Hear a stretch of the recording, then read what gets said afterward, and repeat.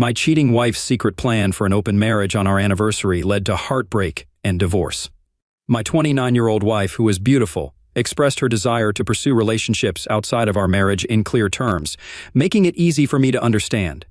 To set the stage, I had arranged a fancy dinner at one of our beloved upscale restaurants. I ensured everything was impeccable, from the elegant white tablecloths to the impressive wine selection. I even splurged on a diamond necklace she had been eyeing, spending close to $1,000. Little did I know I would soon need to recoup that expense. Throughout dinner, I sensed her unease. Our usual laid-back conversations carried an undercurrent of tension. She appeared preoccupied, scanning the room as if in search of something or someone. Normally, her gaze met mine steadily, but now it wandered aimlessly. Eventually, after we completed the main course and indulged in more wine, she broached the topic weighing on her mind. "Honey, there's something I've been keeping for a while, and I believe it's time to address it." I paused, delicately placing my wine glass on the table. What could she possibly be referring to? Her demeanor had shifted, adopting a seriousness indicative of an impending discussion. I pondered potential topics. Was she hinting at wanting to start a family? We had discussed it previously, agreeing to wait until we were more established in our careers and finances. Now that we had reached those milestones, I was eager about the prospect. However, her avoidance of eye contact hinted that it might be something else entirely. Typically, when discussing starting a family, there's radiant joy and unbreakable focus on each other. But that evening, something felt off.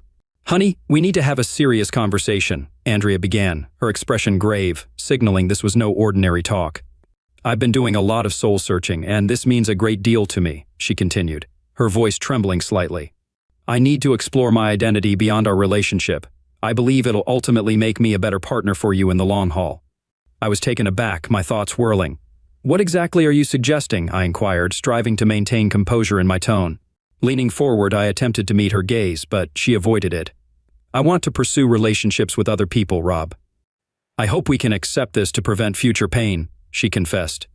That revelation struck me like a sledgehammer. My heart raced, heat flooding my face. "What exactly do you mean by other people?" I demanded, needing clarification. My voice grew louder, a blend of disbelief and frustration seeping through. "Are you talking about seeing other men?" She hesitated, nibbling her lip. "Yes, that's part of it," she admitted at last. The room seemed to spin around me. "You're saying you want to date other men and you expect me to be okay with it?" I couldn't contain the surge of frustration. "Andrea, how could you possibly think this is acceptable?" She reached out across the table, aiming for my hand, but I recoiled. "I still love you, Rob, that hasn't changed. I just need to delve into this aspect of myself. It's something I must do." Her words felt like a betrayal, and despite her attempts at a calm explanation, I couldn't grasp it. Sitting there, with the restaurant's buzz fading into the background, I realized our lives might never be the same. "What in the world are you saying, Andrea?" Shock seeped into my voice. "You want to have an affair and you expect me to simply agree while you go off with other men?" "Good grief!" My words were louder than intended, drawing the stares of fellow diners. "Lower your voice, honey," Andrea hissed. "We don't need everyone eavesdropping." It dawned on me then, she had chosen this busy restaurant deliberately, assuming I wouldn't create a scene in public. She had blindsided me, and I felt completely disoriented. My stomach churned, a sickly feeling rising, threatening to undo our entire meal. The only question I could muster was, "Why, Andrea? Why other men?" I pushed for clarification. "What does exploring yourself even entail? Are you implying you want to be physically engaged with other men? Are you leaving me?" She gazed at me, her eyes gentle yet resolute. "No, Rob, I'm not abandoning you. There are numerous reasons why I believe I must do this. Please trust me when I say I love you profoundly. You're my soulmate. I envision a future with us aging together and starting a family. However, presently there are aspects of myself I'm lacking, aspects I need to uncover. I'm asking you just for a brief period to allow me to explore this. Afterward, I'll be fully devoted to you again. I swear." Her words were intended to provide comfort, yet they lingered between us, laden with uncertainty. Could I truly embrace this? Could our marriage endure it? The notion plagued me as I sat there, attempting to process her request. This had to be the ultimate betrayal. During our 5th anniversary dinner, my wife blindsided me by expressing her desire to see other men. She expected me to acquiesce as if nothing were amiss, assuring me that afterward, everything would return to normal, as though nothing had transpired. She even asserted it would enhance her role as a wife. I was speechless. My thoughts were a jumbled mess, and I struggled to breathe, feeling as though I were trapped in a surreal nightmare. I rose from my seat, neatly placed my napkin on the table, and downed my wine in one gulp. Without a word, I set the glass down, turned on my heel, and exited. "Honey, where are you going?" she called after me. "I'm not sure," I replied without looking back, "but you should probably take a cab home." I made my way out of the restaurant, found my car, and simply drove. I had no destination in mind. I just needed to escape. My head throbbed, the pain radiating from the base of my skull, making it difficult to focus on anything else. I drove aimlessly, engulfed in the hum of the engine and the blur of passing streetlights. Time and place became inconsequential. The following morning, I awoke in my car, my head still throbbing and the surroundings unfamiliar. Stepping out, I stretched, surveying the area, hoping last night was merely a nightmare. Priority 1, I urgently needed a restroom break and a sizable cup of coffee. But before heading home, I required a plan. After attending to nature's call behind a nearby bush, I returned to the car, started the engine, and set off in search of that essential coffee. Discovering a quaint diner, I ordered breakfast alongside my coffee, settling in to contemplate my options. Allowing my wife to pursue relationships with other men was out of the question. It would undoubtedly spell the demise of our marriage, despite her assertions from the previous night. I couldn't shake the suspicion that she wasn't the woman I thought I had married.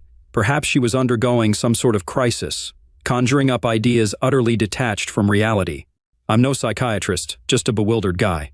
I powered up my phone, which I had switched off during the night, revealing numerous texts and missed calls from Andrea. She expressed concern about my whereabouts and well-being. At that moment, I didn't feel ready to return home or engage in conversation with her, but I knew avoidance wasn't a solution. Hence, I opted not to respond to her messages just yet. After downing multiple cups of coffee and enjoying a hearty breakfast of eggs and bacon, I outlined a basic plan for my next steps. It was time to confront the issue awaiting me at home. Upon pulling into the driveway, Andrea rushed out, her face etched with worry. "Honey, where were you all night? I was terrified, fearing you might have been in an accident or worse," she exclaimed, leaning in for a kiss. Stepping back, I stated firmly, "Andrea, I need to freshen up first. Then we need to sit down and thoroughly discuss this self-exploration notion you brought up last night." With that, I strode past her, making a beeline for the bedroom to shed the suit I had worn throughout the night. I indulged in a lengthy, steamy shower, using the time to rehearse my forthcoming words. Doubts plagued my mind. I had to discern if I still had a wife, or if this signaled her farewell. Perhaps it was a test of my commitment. Trying to decipher her thoughts drove me to the brink. Undoubtedly, I loved her. We exchanged vows, didn't we? Our grand wedding and European honeymoon were a testament to that. The notion of being with another woman hadn't even crossed my mind. I was fully invested. But now, it seemed she wasn't on the same page. Fortunately, our lack of children simplified matters. Whether that would change depended entirely on the unfolding days and weeks. After donning fresh attire, I ventured into the kitchen to brew another cup of coffee. Grabbing a notepad and pen, I noticed Andrea seated at the kitchen island, her gaze fixed on me. I attempted to maintain composure, though turmoil churned within. Coffee in hand, I settled opposite her. I initiated, "So, Andrea, could you please reiterate why you wish to explore relationships outside our marriage?" Andrea met my gaze squarely. "Honey, I need to seek validation as a woman. Currently, I feel my needs aren't being met. I want to identify and address those needs independently." "So, you're unsure of your needs and aim to discover them," I summarized, striving for a steady tone.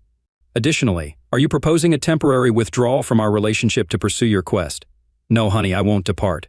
I'll remain here in our home with you," Andrea responded promptly.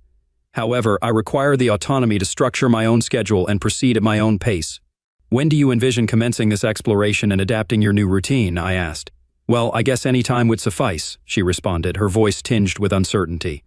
"Do you support my decision?" "No, I don't support any of this, Andrea," I stated firmly.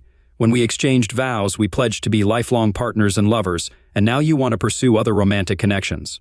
What am I supposed to make of this? It feels like you're disengaging from our marriage." "Honey, it's not as simple as that," Andrea rebutted, her frustration evident.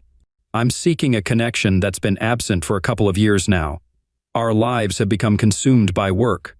I don't feel valued by you as I did in the early days of our marriage." "Valued? Good Lord, everything I do for us," I countered, feeling my anger simmer. "I've toiled tirelessly to provide for our future, the one we envisioned when we tied the knot. We're on the brink of paying off this house, for crying out loud." I knew I needed to address the most pressing issue. Are you intending to engage in relationships with other men? I inquired, attempting to maintain a steady tone. Honey, I can't say definitively what I'll do. If it feels right with the right person, I might entertain the idea, she responded, avoiding my gaze. So you're contemplating infidelity then? I pressed, unable to conceal my disbelief. It's not infidelity, Rob. It's not cheating if it's done with your knowledge, she replied calmly. My blood pressure skyrocketed. Taking a deep breath, I sipped my coffee, wishing it were something stronger. I needed to remain composed to navigate this conversation effectively. Let me clarify, Andrea, I said, endeavoring to grasp the situation.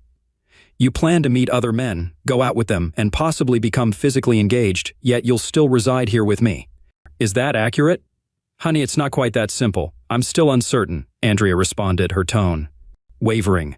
It seems pretty clear-cut to me, I countered. What about our relationship? Are we expected to pause our marriage?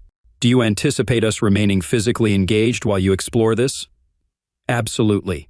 We're a family, you and I. I love you deeply, and I want us to remain a family. This is just something I feel compelled to do for myself, she explained, her eyes pleading for comprehension. And how frequently do you envision doing this, Andrea? Every weekend? Multiple times a week? Every night? How far do you plan to take this exploration? I pressed. I haven't decided yet, she responded, her voice tinged with uncertainty. Honey, why are you so fixated on the specifics? Andrea asked, her frustration evident. Well, I need to understand what my life will entail while you're out meeting, dating, and being with other partners. I don't have a girlfriend, Andrea, not yet at least, I remarked, the bitterness slipping into my tone unintentionally. Taking a deep breath, I struggled to contain my anger. Andrea, I need some clarity before we conclude today. Have you genuinely committed to this decision? Have you considered the impact on our marriage? Andrea nodded but evaded a direct response. It seemed she hadn't fully considered my perspective or opinions. Then she uttered the sentence that would define our future. If you love me, you'll allow me to do this. I replied firmly, if you love me, Andrea, you won't proceed with this. This is my ultimatum. Infidelity, even with forewarning, is a deal breaker in our marriage. Now my terms needed to be established. Here are my conditions, non-negotiable. If you choose to pursue relationships with other men, you must vacate the premises. I won't share a home with you while you're dating and being physically engaged with others. Bringing them here is out of the question. You need to find alternative accommodation. Honey, where am I supposed to go? She asked. Perhaps you can stay with one of your friends, like Jessica from school. You've spent time with her. She's divorced and lives alone, right? Ask if you can stay with her for a while. If that's not feasible, you can rent a short-term apartment. You'll be responsible for all expenses, utilities, and your car payments. Andrea worked as a third-grade teacher at an elementary school, earning a substantial salary. Meanwhile, I served as a forensic auditing specialist for a prominent firm, enjoying a good income along with yearly bonuses. Based on her remarks, it seemed I wasn't fulfilling all her needs within our relationship. Andrea appeared to perceive my newfound willingness to compromise as a victory. She made eye contact, presuming she had gained the upper hand. Continuing, I stated, so if you're considering an open marriage, I suppose I'll need to exercise patience while you pursue extramarital relationships. Will you eventually return to our home? Honey, absolutely. I cherish you deeply, you're my husband, and I envision building a family with you. I countered, what am I supposed to do while you're involved in physically engaged relationships with other men? Do you expect me to remain faithful? Should I await your return with open arms and love after you've finished with your boyfriends? Have you considered the impact on me at all? I want you as my husband, honey, and only you. Regardless of my actions while I'm away, my feelings for you won't change. Upon my return, I want you to be my husband and the father of our children, she declared. I couldn't help but find this declaration of love peculiar. Despite acknowledging my refusal to allow her boyfriends into our home, she seemed to view it as a triumph. She could engage with other men without concern for my intervention. Very well. You need to arrange your accommodations and inform me by the end of the week. However, we have some matters to address here and now. I need you to relocate your clothes and belongings to the spare bedroom. I'm unsure if I can share the same bed with you currently. Your plan is too distressing, and I feel as though you're leaving me, even if it's not explicitly stated. So, Andrea, what am I to make of all this? Andrea stayed silent, perhaps beginning to realize that I wouldn't simply accept her proposal without question. She might have been surprised by my request for her to vacate our bed, but what did she truly anticipate? Did she believe I was a pushover, willing to passively allow her to pursue affairs, then return home to maintain the facade of a happy marriage, eventually having children and carrying on as if nothing had occurred? Not a chance. Andrea happened to be acquainted with another teacher, Jessica, and I suspected that some of these misguided notions might be stemming from her. Jessica, a divorced fourth-grade teacher at the same school as my wife, was embroiled in a scandal 2 years ago for cheating on her husband with multiple partners, resulting in her expulsion. At 35 years old, Jessica possessed an attractive appearance and an appealing physique. However, she had tended to engage in physically engaged relations with any man who showed her attention. I strongly suspected that Jessica was influencing Andrea's desire to explore before starting a family. For me, the reality was straightforward. If Andrea ventured too far, there wouldn't be a family, at least not with me. All that would remain was a divorce. I stood up from the table and began to walk away. Andrea, is that all? Are you asking me to leave? Yeah, for now. Let me be clear, Andrea. I don't want you to proceed with any of this. We vowed to be faithful when we got married, and now you're planning to break that vow. So what exactly do you expect me to do? Do you think I'll just stand by while you pursue relationships with other men? If you want an open marriage, then I suppose I'll have the same option. Andrea was left speechless, and I left before our conversation escalated into a confrontation. Grabbing my car keys, I exited the house. Honey, where are you going? She called after me. I'm not sure right now, but remember to move your things to the spare room and start looking for a place to stay. Just remember, you won't be engaging in affairs until you've left, I replied as I left, intentionally closing the door louder than usual. While I briefly considered driving to Jessica's apartment and confronting her, I knew I needed to set aside my anger and frustration for the time being. It was Andrea who had instigated this situation, and she could handle the inconvenience it brought. Plus, I suspected Jessica would be willing to accommodate Andrea, and I had to resist the urge to confront her physically. Monday morning found me up and out of my office before Andrea even stirred. With her intentions in mind, I had a substantial amount of work to do on my strategy. I had no intention of tolerating her infidelity. It stung that she believed she could engage in extramarital affairs, assuming I'd foolishly stand by, allow her to do so, and then pretend everything was fine upon her return. What if she returned with an STD, or worse, pregnant? Absolutely not, I wouldn't stand for it. Step 1 was contacting my attorney. Fortunately, my attorney happened to be a friend well-versed in various legal matters, from real estate to wills. While I didn't anticipate him handling the divorce directly, he could offer a recommendation. He did just that, referring me to a skilled divorce attorney from his firm. I had a meeting arranged with her later that same afternoon. It would be a difficult discussion, but my new attorney was a seasoned litigator, familiar with our state's laws. I aimed to keep this as amicable as possible. In fact, I was content with a fair 50-50th split of our assets. Neither of us had much when we married, and we had both worked diligently to build a comfortable life together, until now. So I was prepared to divide things evenly. I wasn't entirely devoid of compassion, and squabbling over assets would only prolong the divorce proceedings. The assets weren't worth retaining if it meant dealing with a cheating wife. The necessary paperwork would be prepared and held until I had evidence of my wife's infidelity. Until then, this was merely an initial step on my part. The week seemed interminable. I made a point of spending as little time at home as possible, venturing out every evening, mostly to the gym to alleviate stress. I observed Andrea spending considerable time with Jessica. By Thursday, she informed me that she would be staying with Jessica for a couple of weeks until finding a more suitable place. I knew it would be a convenient arrangement for her to be with her boyfriends without any interference from me. It appeared Jessica might be entertaining her own suitors concurrently, turning the situation into quite a mess. This whole situation was simply a colossal mess. On Saturday, merely a week after commemorating our 5th wedding anniversary, my wife's decision to pursue extramarital affairs became evident as she packed her belongings into her car, preparing to depart. However, she paused just before leaving. "Honey, I don't want to go. Are you absolutely certain we can't find a way to resolve things so I can stay?" she implored. "I love you deeply, and I genuinely want to enhance our marriage." Feeling exasperated, I replied, "Andrea, if you truly loved me and desired to improve our marriage, you wouldn't proceed with this. I do want you to remain here with me, but I cannot condone your closeness with other men while still being my wife. I love you, but I won't tolerate that.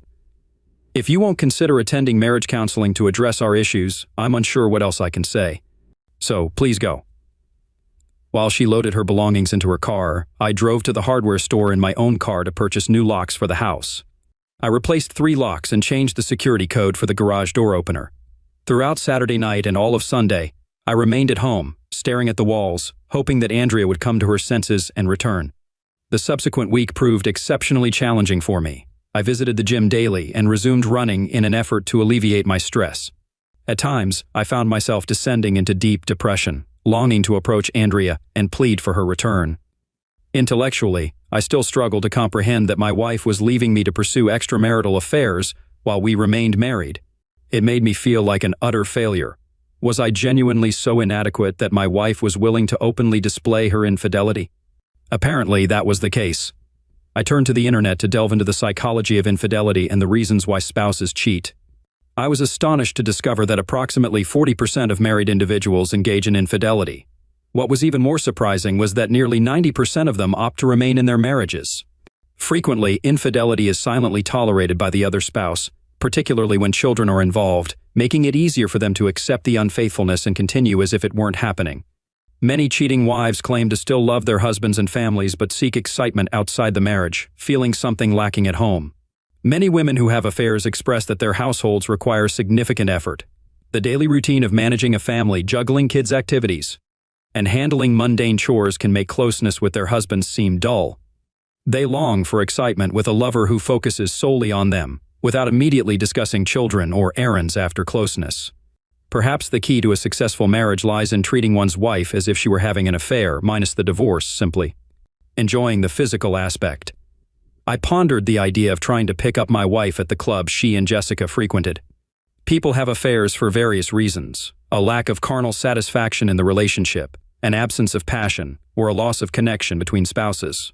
Sometimes, even as retaliation for their partner's infidelity, some women claim they cheat to salvage their marriages, though I'm skeptical about that. Nevertheless, it's what researchers studying marital infidelity have reported. Marriage is complex, and relationships require effort. Open marriages, where both spouses consent to having other relationships and carnal partners, seldom survive in the long run. Emotional attachments form, feelings are inevitably hurt, and most couples end up divorcing. Polyamorous marriages are equally complicated, especially when children are involved.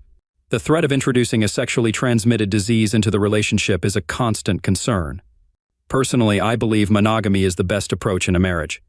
If both partners don't agree with it, they should reconsider their commitment to each other or look for different individuals to be in a relationship with.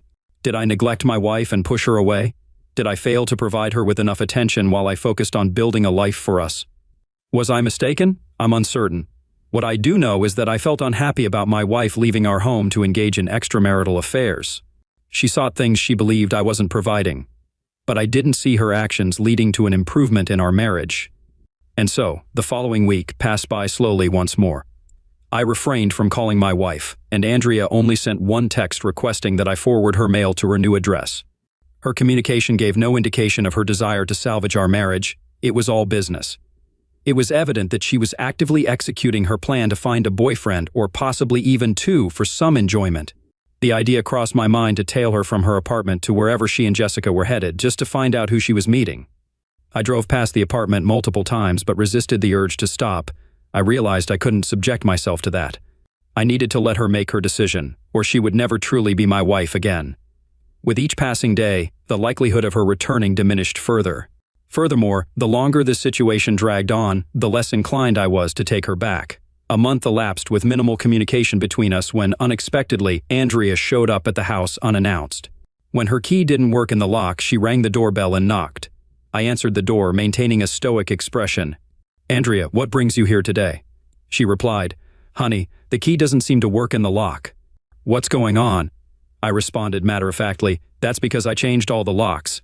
I blocked her from entering when she attempted to. "Come inside." "What do you want, Andrea?" I inquired. She replied, "I came to retrieve a few things I left behind when I moved in with Jess." Once again, her visit wasn't about seeing me. It was purely business-focused on her belongings, with little regard for me or the pain she was causing. She didn't seem to realize the hurt I might be experiencing. Was she that naive or deluded to think I wouldn't care about her carnal encounters with other men, or that I'd eventually take her back? "There are some boxes in the garage with your things that I gathered from around the house." "Why did you do that, honey?" she asked. I let her inside since, after all, it was still partly her home. We proceeded to the garage, where she saw numerous boxes filled with her belongings, ready for her to take. "How long are you planning to stay with Jessica?" I inquired. She replied, "Jessica has been really supportive. I'll be with her for a bit longer. I'm sure it'll only be a few more months, and then I'll be back. A better wife to you, honey. Then we can start a family together." I couldn't help but roll my eyes internally at her comment and feel a sense of disgust. How could she believe that her involvement with other men would somehow make her a better wife and prepare her for motherhood? I had entirely different thoughts on the matter. "So, have you found a boyfriend yet?" I asked bluntly. Andrea blushed in response, and I didn't need an answer. I already knew. She finally admitted, "Jess and I have been on some dates with guys from the club we go to, but that's about it." I couldn't resist probing further. "How's the physical engaging with your new boyfriends?" Andrea turned even redder and began searching through the boxes for her belongings. I left the garage and returned to the kitchen to have my coffee and read the newspaper. A few minutes later, she emerged with a sizable bag and scanned the kitchen, perhaps expecting chaos after her departure. To her disappointment, it was quite the opposite. I had arranged for a cleaning crew to visit 3 times a week, so the place was spotless. There were no stacks of dirty dishes, no empty beer bottles, and certainly no piles of laundry. The house was in perfect order, and I focused on maintaining my composure despite my wife's decision to pursue relationships with other men. "Need anything else, Andrea?" I asked, sensing her curiosity about how things were here without her. She replied, "So, honey, how have you been since I moved in with Jess?" "I'm fine," I said. "Work keeps me busy and I'm often traveling." Concerned, she probed further, "Have you been going out or just staying home alone?" And there it was, the crucial question I anticipated. It was time to introduce a twist into the conversation and observe her reaction. "I've been keeping busy," I said. "I joined a cycling group that meets twice a week for rides. It's been enjoyable, and I've met new people. Afterward, we usually grab a beer and a burger." I made sure to avoid excessive drinking, knowing it wouldn't benefit me. My weight had dropped due to exercise and stress from her actions. Regular physical activity was vital for preventing a breakdown. Her response hinted at more interest in my activities than her initial question implied. She might have begun to realize that her plan wasn't going smoothly. It was possible her loyal husband could meet someone else and no longer need to stay married to her. Her quest to find a boyfriend might have more significant repercussions than she thought. I later found out that Andrea had been seeing 2 men from the club she frequented with Jessica and had been physically engaged with, both of them on multiple occasions. However, neither showed interest in spending quality time with her beyond their encounters. Both men were married and sought only casual fun, using Andrea as their source of entertainment, a classic case of pump and dump. By the 2-month mark, I had accepted the end of my marriage and was ready to proceed with the next phase of my plan. Andrea had been silent for weeks, indicating her lack of concern for me or our marriage. She was free to pursue her desires without any thought of returning home. Even if she did consider coming back, it would be under various conditions, and I wasn't sure if I would accept her return. Adding to my doubts, I learned that she had taken a vacation to the Dominican Republic with one of her boyfriends during the school break. They enjoyed a sun-soaked getaway, supposedly working on their tans and other indulgences. If this was her idea of strengthening our marriage through infidelity, it fell far short of expectations. The influence of Jessica's persuasive stories, painting me as a neglectful husband who had ignored my wife's needs, had swayed Andrea's perspective before she chose to leave our marriage. Now she lived in a 2-bedroom apartment with her dissatisfied divorced friend, and her reputation among colleagues and family members was rapidly declining. When Andrea's mother learned that her daughter had traveled to the Caribbean with another man, she contacted me to inquire about our separation. She likely assumed that we had been having marital issues. I disclosed to her that her daughter had left me to pursue sexual relationships with other men, a revelation she found hard to believe. I encouraged her to talk directly to Andrea to get the truth. Andrea's mother confronted her, asking, "Andrea, why did you leave your home?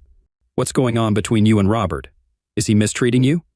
Andrea responded, "No, Mom, he's not mistreating me, but he doesn't provide the excitement I'm currently seeking from a man. I don't feel desired or attractive to him. I need that feeling of being wanted, so I'm seeking it elsewhere for now. I want to have some fun before Rob and I start a family. I plan to return to him in a few months. When he'll appreciate me more, and everything will be fine, you'll see." Andrea's mother was surprised by her response and earnestly warned her, "Dear, if you engage in extramarital affairs, Robert will not want you as his wife. Cheating on him is the quickest way to end your marriage. Don't you understand that?" "I know Rob loves me, Mom," Andrea countered confidently. "He understands my needs. I'll come back home in a few months, maybe a year at most, and then we'll start a family." "Dear, you need to come back to your senses and return home now," her mother urged, "or there won't be a marriage or a husband waiting for you, and there definitely won't be any children with him. Do you grasp what I'm saying? Mom, I'm sure Rob loves me, Andrea insisted, standing firm in her beliefs. Even her mother's sincere efforts couldn't sway her. Therefore, adopting the mindset of what's good for the goose is good for the gander, I decided to explore the possibility of a life without her. It had been about 3 months since Andrea left, and it was time for me to move on. Summoning courage, I asked a woman I knew from cycling for a date. Mainly seeking female companionship and a break from the monotonous routine I had endured since my wife moved out. My daily routine revolved around work, the gym, cycling, and sleep, repeating day after day as I waited for this chaos to cease. That was my life. Part of me held on to hope that Andrea would come to her senses and end this absurdity by returning home. However, it seemed unlikely. I had to face the reality that she probably wouldn't come back, at least not as the wife I married or the woman I once knew. It seemed she was relishing her newfound freedom, seeking the excitement and validation as a woman that had been lacking in our marriage. Echoing the motivations psychologists attribute to married women who cheat on their husbands. So I decided to arrange a date without appearing overly desperate or randomly hitting on someone that might seem too odd. I wanted to get to know the people in my cycling group and have them know me before considering inviting one of the women on a date. I wanted it to be a genuine connection, not a sympathy date. Most of my cycling friends were aware of my separation from my wife, and I suspected that some might even know about Andrea's active dating life. In a city not that large, word tends to spread. When I asked Diane, one of the women in the group, to join me for tea or a drink, I was pleasantly surprised when she agreed. I suggested a casual Saturday night outing to a nice place and planned for us to go kayaking on a nearby lake before dinner. I had some experience with kayaking from a few years back, so I knew what to do. Diane had never kayaked before, but she showed interest, and we agreed on the plan. So it became a date. We had an enjoyable kayaking adventure covering approximately 10 miles in about 3 hours. Later, we dined at a charming restaurant where I ordered a craft beer with steak and fries, while Diane chose white wine with pasta. The atmosphere was relaxed and laid back, with no pressure. We concluded the evening with ice cream from a waterfront stand, and I drove her home. I expressed my delight at the evening, intending to give her a kiss on the cheek, but she surprised me by leaning in and kissing me on the lips. It was a pleasant and unexpected moment. To avoid seeming too eager, I waited until our regular Tuesday cycling meetup to suggest another date.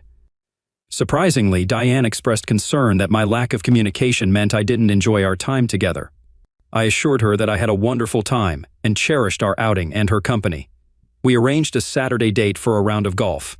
Having read online about the delicate balance of texting and calling to maintain interest, I sent Diane a text on Friday, expressing my excitement for our golf game and proposing a pickup time, offering her the option to meet at the golf club if she preferred. She preferred I pick her up, so we settled on an early afternoon time. Our time on the golf course was enjoyable, despite our amateur golf skills. That evening, we dined at my place, enjoying a barbecue and a bottle of wine. As the night grew late and I prepared to drive her home, Diane took the car keys from me, placed them on the kitchen counter, and asked to see the bedroom. The next morning, I awoke beside a striking woman, Diane, her arm resting on my chest. She had long, dark hair, captivating green eyes, and flawless skin, with a small scar on her chin adding character to her lovely face. Standing tall at around 5 feet 11 inches, she maintained a slender figure, likely weighing around 140 lbs. Her occupation as a nurse in the pediatric department showcased her compassion for others.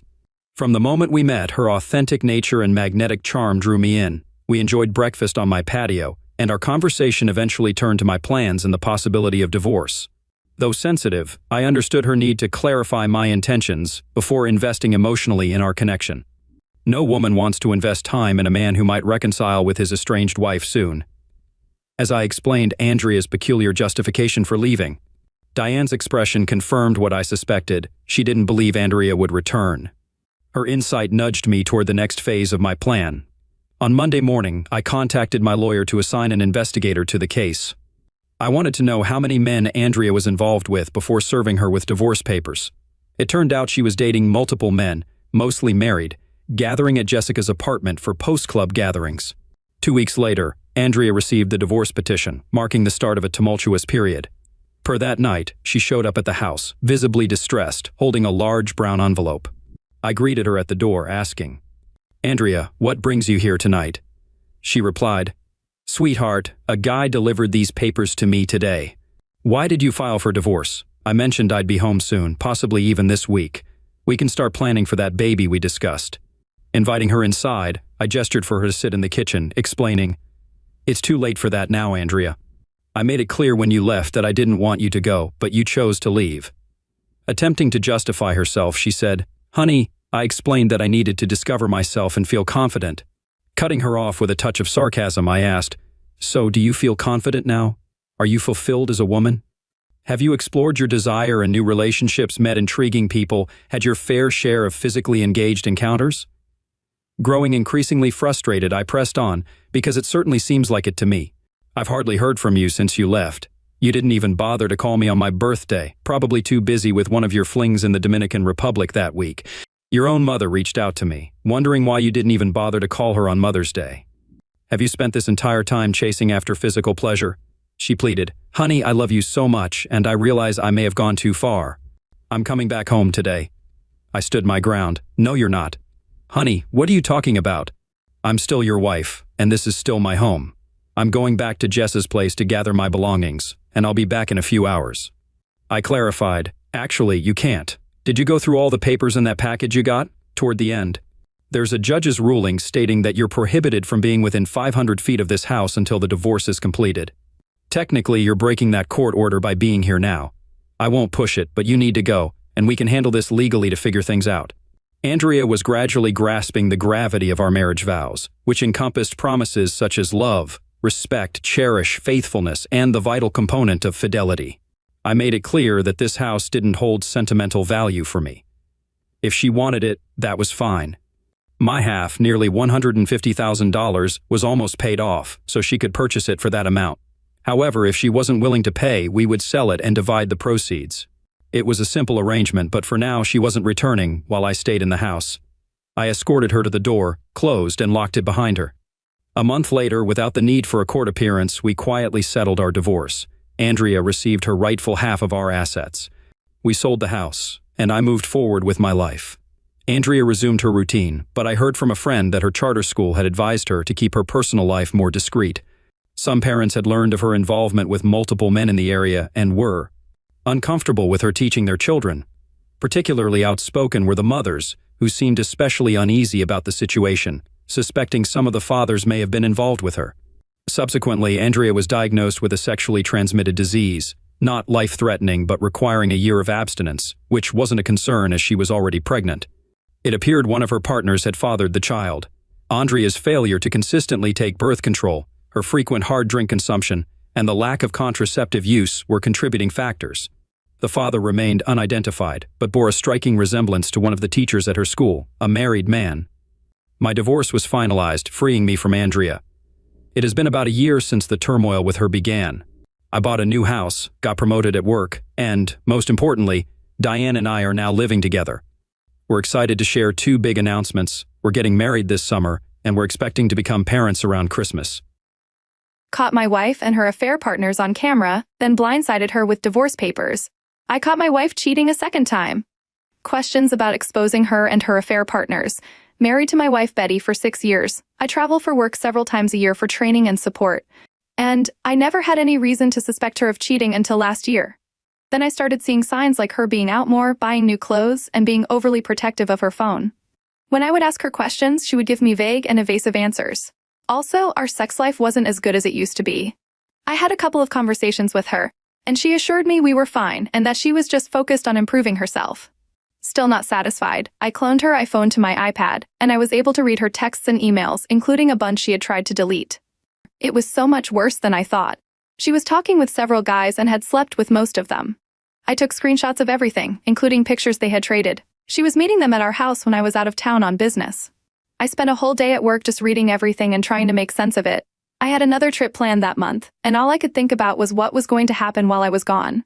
The next day, I made a plan to confront her, but I wanted more evidence so she couldn't deny it and say I was delusional. So, I rigged up 2 IP cameras, one in the living room and another in our bedroom, and hooked them to my network area storage box. When I got back from my trip, I had more than I bargained for. She had 2 different guys over while I was gone, and what really floored me was seeing her enjoying acts with them that she never would do with me. I did a deep dive and found out all the personal info on the guys she was talking to. Both of the guys on the video are married, one is even a deacon at our church. I had another trip a week later and got more videos with a third guy. I was home for about 3 weeks straight and kept a close watch on her, volunteering to go on errands with her and such. Then I told her I had to go to Phoenix on short notice, but would only be gone 2 to 3 nights. Sure enough, she set up a date while I was gone. So I faked a trip to the airport and checked into a local hotel with the plan of showing up at the house 20 minutes before her date was supposed to arrive. I got to the house and let myself in and found her getting ready. She was shocked, to say the least. I showed her the videos and said I knew everything and we were done. She pleaded with me to stay and work things out. She promised to change and said how ashamed she was. I told her she would have to cut all contact with the guy she had hooked up with, and if anything like this ever happened again, I would be out the door. I said she needed to make a list of who she slept with and when. If she wasn't completely honest, I would know, and we were done. We also had to go to couples counseling as well to get to the root of why she cheated. In the meantime, I contacted her 3 affair partners in person and showed each of them a short video clip featuring them. I said they needed to block all contact with my wife, even so much as a text or call, and I would find out and send those clips and text messages to their families, friends, and coworkers. We did the therapy, and things were better for almost a year. One thing I never told her was how I found out and that I could still read her texts and emails. Trust, but verify. She started a conversation with a guy, trading nudes and texting, falling back into her old habits. I set up another fake trip, and she set up another date at our house. This time, I waited down the street in a rental car and watched the guy walk into my house. I walked in on them in the bedroom with my cell phone recording. I started cursing and yelling at the top of my lungs.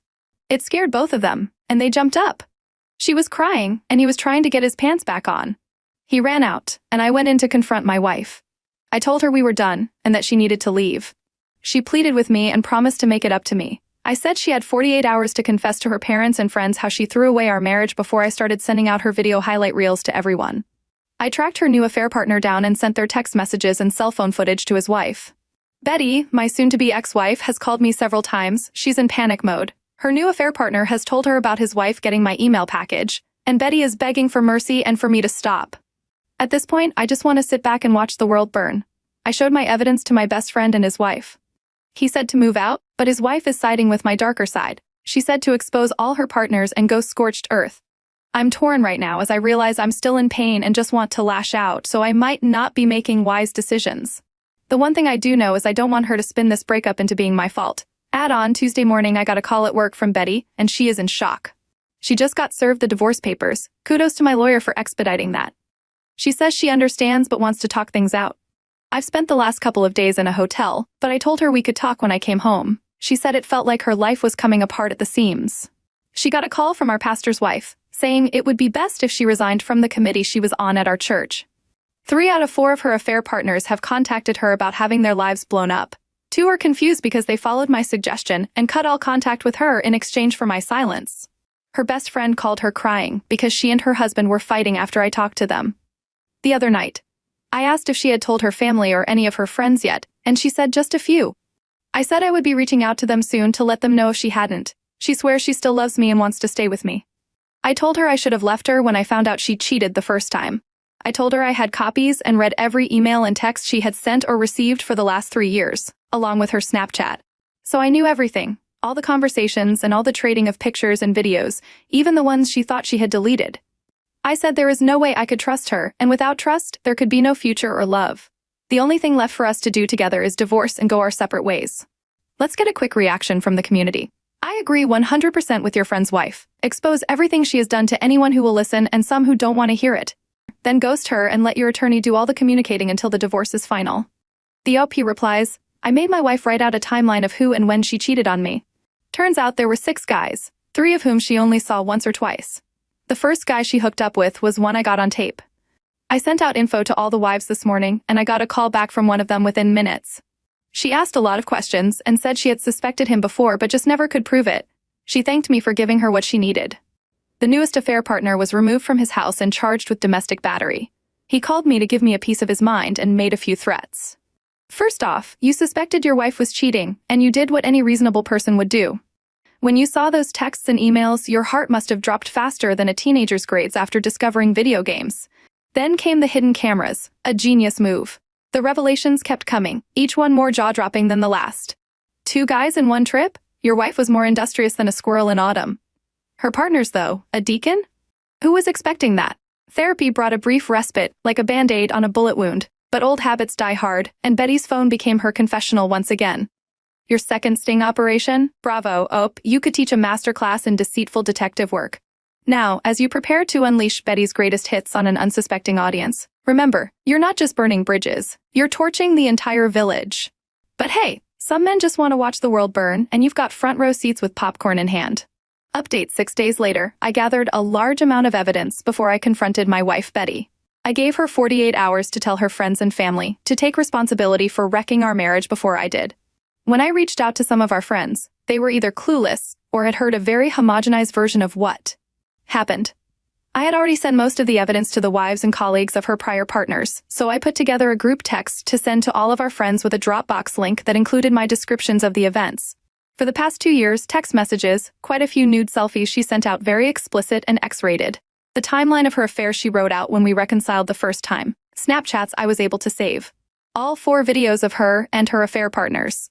The last video and a couple of selfies were included in the open text as well as in the Dropbox. Plus, I included my permission for any of my friends to get a piece of that and a warning to the wives that Betty preferred married men.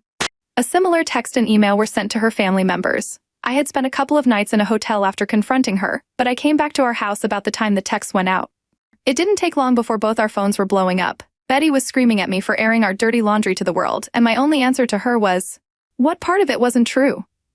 She has since moved to her sisters or back home with her parents. Fallout: her affair partner, who was a deacon at our church, has left the congregation. Our pastor's wife suggested that Betty resign from the church committee she was on. 3 out of 4 of her affair partners are facing divorce, the other is stuck in purgatory. Her best friend and her husband are separated due to the fact he now knows she was enabling the affairs and kept it a secret from even him. I had a few negative responses, including one from Betty's sister, but the majority of them were offering condolences and support. I have a snake of an attorney, and he is in complete charge now, and I have blocked all contact with her. One of the last messages sent to Betty and her sister was, actions have consequences. You played the long game like a seasoned poker player, and when you finally laid your cards on the table, it was a royal flush of infidelity. The 48-hour ultimatum? Chef's kiss. Giving her just enough rope to hang herself with her own guilt before you dropped the bomb. The group text with the Dropbox link was a stroke of genius. It was like sending out wedding invitations, but instead of celebrating love, you were commemorating betrayal. The fallout was spectacular. The deacon fleeing the congregation, Betty being subtly nudged out of her church committee by the pastor's wife. Ah, divine retribution. Do you think OP handled the evidence like a champ? What would you have done differently? Next up, OP's wife's affair lasted 11 years, proving that sometimes happily ever after has an asterisk. Wife of 38 years having an affair for the past 11 years. Dang, I don't even know where to start. I'm hurting like hell, the most sickening pain in my chest ever since I had a heart attack some decades ago. Me, 68 male, and my wife, 66 female, have been together for the past 38 years of our lives. Until recently, I considered us one of the most blessed couples ever. We barely argued, never hit each other, and we've been through so much together. As for how I caught her after 11 years, I didn't. My son, 33 male, who lives in another state, was here to celebrate his new job as a mechanical engineer. He came to our home, not me with what's been going on, though I don't know how he caught his mom. God, I feel like such a big effing chump. My son introduced me to Reddit, and I got to know that my wife is active in a forum called Adultery on this app. I saw her account. I vomited after seeing her posts and comments on that forum. She wrote about how much better in bed her lover is, how strong and muscular he is, about how much gullible and naive I am. And the effing thing is, she was a master deceiver. I had full access to her phone and never found out a thing to be suspicious about. Turns out she used to delete everything regularly and used apps, which I don't even know about, to deceive me further. Honestly, when I found out about everything, I cried.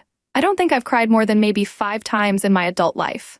I was nauseating so hard and vomited all over the floor when I found out. My son also teared up as he stood next to me and showed me her account. He also told me that he had already confronted his mom about it, and she begged him not to tell me. But I'm glad my son told me the truth. I love my son so much. I've tried calling Kelly. She hasn't picked up yet, and I have a feeling she won't be coming back home, probably with her lover. Honestly, I don't know how you can be so cruel to someone who you effing claim to love. She effing lied and manipulated me for 11 effing years. I couldn't be that cruel to someone who I hate with all my being. I don't know why. Why not just ask for a divorce? Why not just ask for one of those effing open marriage crap? I might have considered it. Why the F would you want to ruin 11 years of my life? What the F did I do to deserve this? I just want to know the answer to all of this crap. I know my situation is hopeless. I just wanted to write whatever the F I'm feeling since my son told me that there are support groups for people like me on this app, and this is one of them. But I know dang well that nothing's going to change anything now. My situation is just pure agony, so maybe I'm just venting a little. Thanks for the advice. My son has calmed me down enough to not do anything I will regret later. I've talked to my lawyer, and he told me to block Kelly from all places and only communicate under the presence of lawyers. Though he has told me not to prevent her from getting inside the house in case she decides to come back. Regarding therapy, my son has already booked one. I'll be going soon. I'm still pretty dazed, but at least I'm not having a panic attack now. I joined some forum or subreddit called Support for Betrayed, and it was nice and sad seeing that I'm not alone. Currently, I'm reading some relevant material about infidelity to gain more insight and peace of mind. I'm just baffled that I never caught her once in 11 years. So you're 68, and after nearly 4 decades of what you thought was blissful matrimony, you get blindsided by your son, who comes bearing the worst news possible. Not exactly the kind of family reunion you were expecting, huh? Finding out through Reddit that your wife was leading a double life in the adultery forum? Yikes. You're right, it's a special kind of cruelty to deceive someone who trusts you implicitly. You're left feeling like you've been living in a house of cards. And it just took one gust of wind to bring it all crashing down. But let's focus on the silver lining, if there is one in this storm cloud. You've got a good lawyer, and you're taking the right steps, blocking her, only communicating through legal channels. Smart move. And your son already booking therapy for you is an absolute rock star. Joining support groups and reading up on infidelity is a great start. You'll find strength in knowing you're not alone, even if the circumstances are utterly horrendous. And while nothing can erase the past 11 years of deceit, you've got the chance to rewrite the next chapter of your life. So vent away, OP, scream into the void if you need to. You've earned that right. And remember, it's not about what you did to deserve this. Sometimes people are just selfish, deceitful, and cruel. It's about how you rise from the ashes of this betrayal and reclaim your peace of mind. Cheers to new beginnings, however bittersweet they may be. What do you think? Thank you for joining us. Be sure to like and subscribe, and hit the notification bell so you don't miss out on our next video. See you next time. I'm in a difficult situation and seeking insight. My wife, 39 female, and I, 40 male, have been married for 17 years. We're high school sweethearts and have been together for about 23 years. I don't have much information, but here's what I know. 3 days ago, my wife came home from work, and on the 4th day, she had to work. She appeared frantic, emotional, packed an overnight bag hastily, and left. Our oldest daughter was home at the time and witnessed it. I tried talking to her, but she was crying, distraught, and couldn't speak. She seemed on the verge of a panic. She hasn't responded to our texts or calls. I contacted her parents immediately, and they eventually replied, informing me that my wife is safe with them and asking for patience and understanding. That's all I heard from them. I reached out to her sister, brother, and one of her close work friends. Her brother claimed to know nothing, and her work friend said she was at work in the morning but had left by lunch 3 days ago. That's all she knew. It's been 3 days with no contact from my wife, not even with the kids. No one is providing any information. I'm here with my 3 daughters trying to manage without her. The kids keep asking me what's happening, questioning what happened with their mom. All I can say is that she's at her grandparents' place, and we need to be patient and understanding. I have a strong urge to quickly pack up the kids and drive to her parents' house without notice. It's only a 3-hour drive, and waiting in limbo is agonizing. The kids believe we had a major fight and are getting a divorce, but that's far from the truth. We rarely argue, and the kids are aware of this. I'm uncertain about what's happening, but I'm looking for some logical perspective because my current emotional state has me going in circles while trying to manage everything without her. If something unfortunate occurred, wouldn't a spouse's family be the first to know? Maybe some past trauma resurfaced, but if it were me, I'd turn to my wife for support. We're completely in the dark, and nothing makes sense. I don't know what to do, and I'm stuck here with my daughters. We're all clueless, and no one is sharing any information. I'm feeling worried, scared, angry, and a mix of emotions. Why would someone ghost their family like this? It was an affair. It was a long night last night, and I didn't sleep. My father-in-law didn't call me last night, so I eventually contacted the police, as many of you suggested. This caused a lot of issues that I won't go into, but my wife has been having an affair for at least 2 years, probably longer. Everyone was right. The other man had a heart attack on Tuesday and passed away that night for sure. My mother-in-law, and it seems like my sister-in-law, knew about it and covered for her. My wife still hasn't contacted me or the kids. I'm trying to keep this from them for now. Honestly, I have no idea what to do from here. That's all I know. This is almost the end for me. I'm not sure how to move on from this news, but that's it. If you pray, please pray for me and us. One, come up with something reasonable. Why would you ghost your family like this?